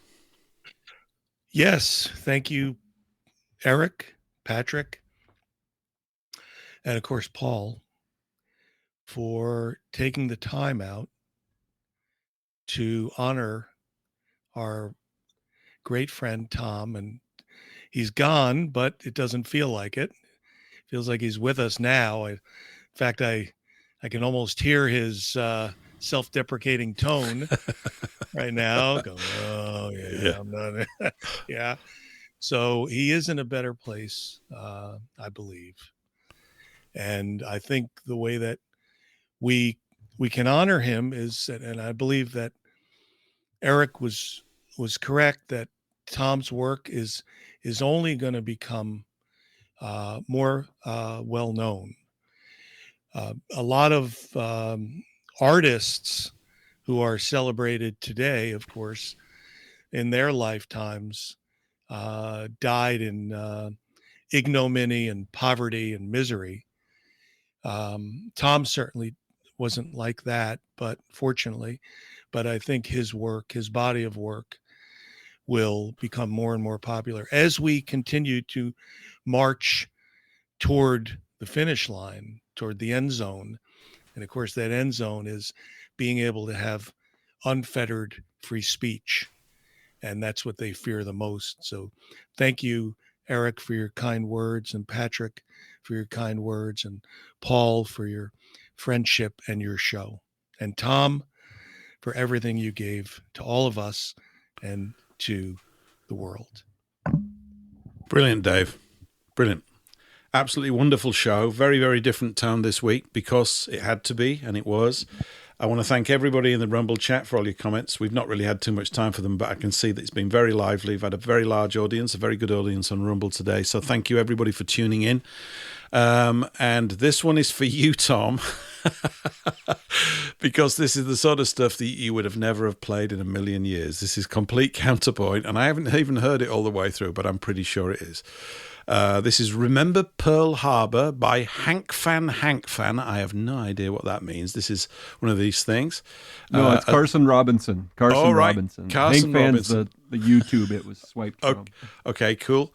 And of course, we'll be back next week. And just as you listen to this, just imagine Tom laughing or spitting or something, because this is probably everything he kind of wrote against, I guess, in a way. We'll see you all next week. Thanks, everyone. Bye for now. Remember Pearl Harbor.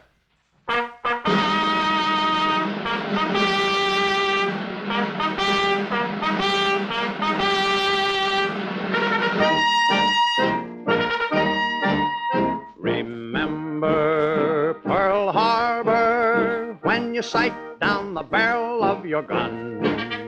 Remember Pearl Harbor, never stop till you drop everyone. Give 'em bomb for bomb, give 'em shell for shell, kill 100 rats for every boy that fell. Remember Pearl Harbor, wipe the Jap from the map, give 'em hell. Dawn on the Sunday morning, dawn on the wide blue sea, Hawaii, Isle of Sunshine, lay so peacefully. Then from the sky without warning, the vultures swarmed to attack. Hiding behind their peace talk, they stabbed our boys in the back. Remember Pearl Harbor, every hour, every day that we live. Remember Pearl Harbor and the crime we can never forgive. Through the sweat and toil, through the blood and tears, keep this battle cry ringing in our ears. Remember Pearl Harbor, let this song keep us strong through the years. Remember how we used to call them our little brown brothers? What a laugh that turned out to be. Well, we can all thank God that we're not related to that yellow scum of the sea. They talked of peace and of friendship. We found out just what all that talk was worth. All right, they've asked for it, and now they're going to get it. We'll blow every one of them right off of the face of the earth. Remember Pearl Harbor, in the air, on the land, on the sea. Remember Pearl Harbor, here's a job we can do, you and me. Keep 'em flying high, clear across the pond, make our dollars fight, buy another bond. Remember Pearl Harbor, day and night, pray and fight, carry on. And that's it for this week, folks. That song summed up everything that Tom Goodrich kind of wrote against. So if you want to get clear about things, go get Hellstorm and check out his other books at moneytreepublishing.com. We'll be back again here next week. Bye for now.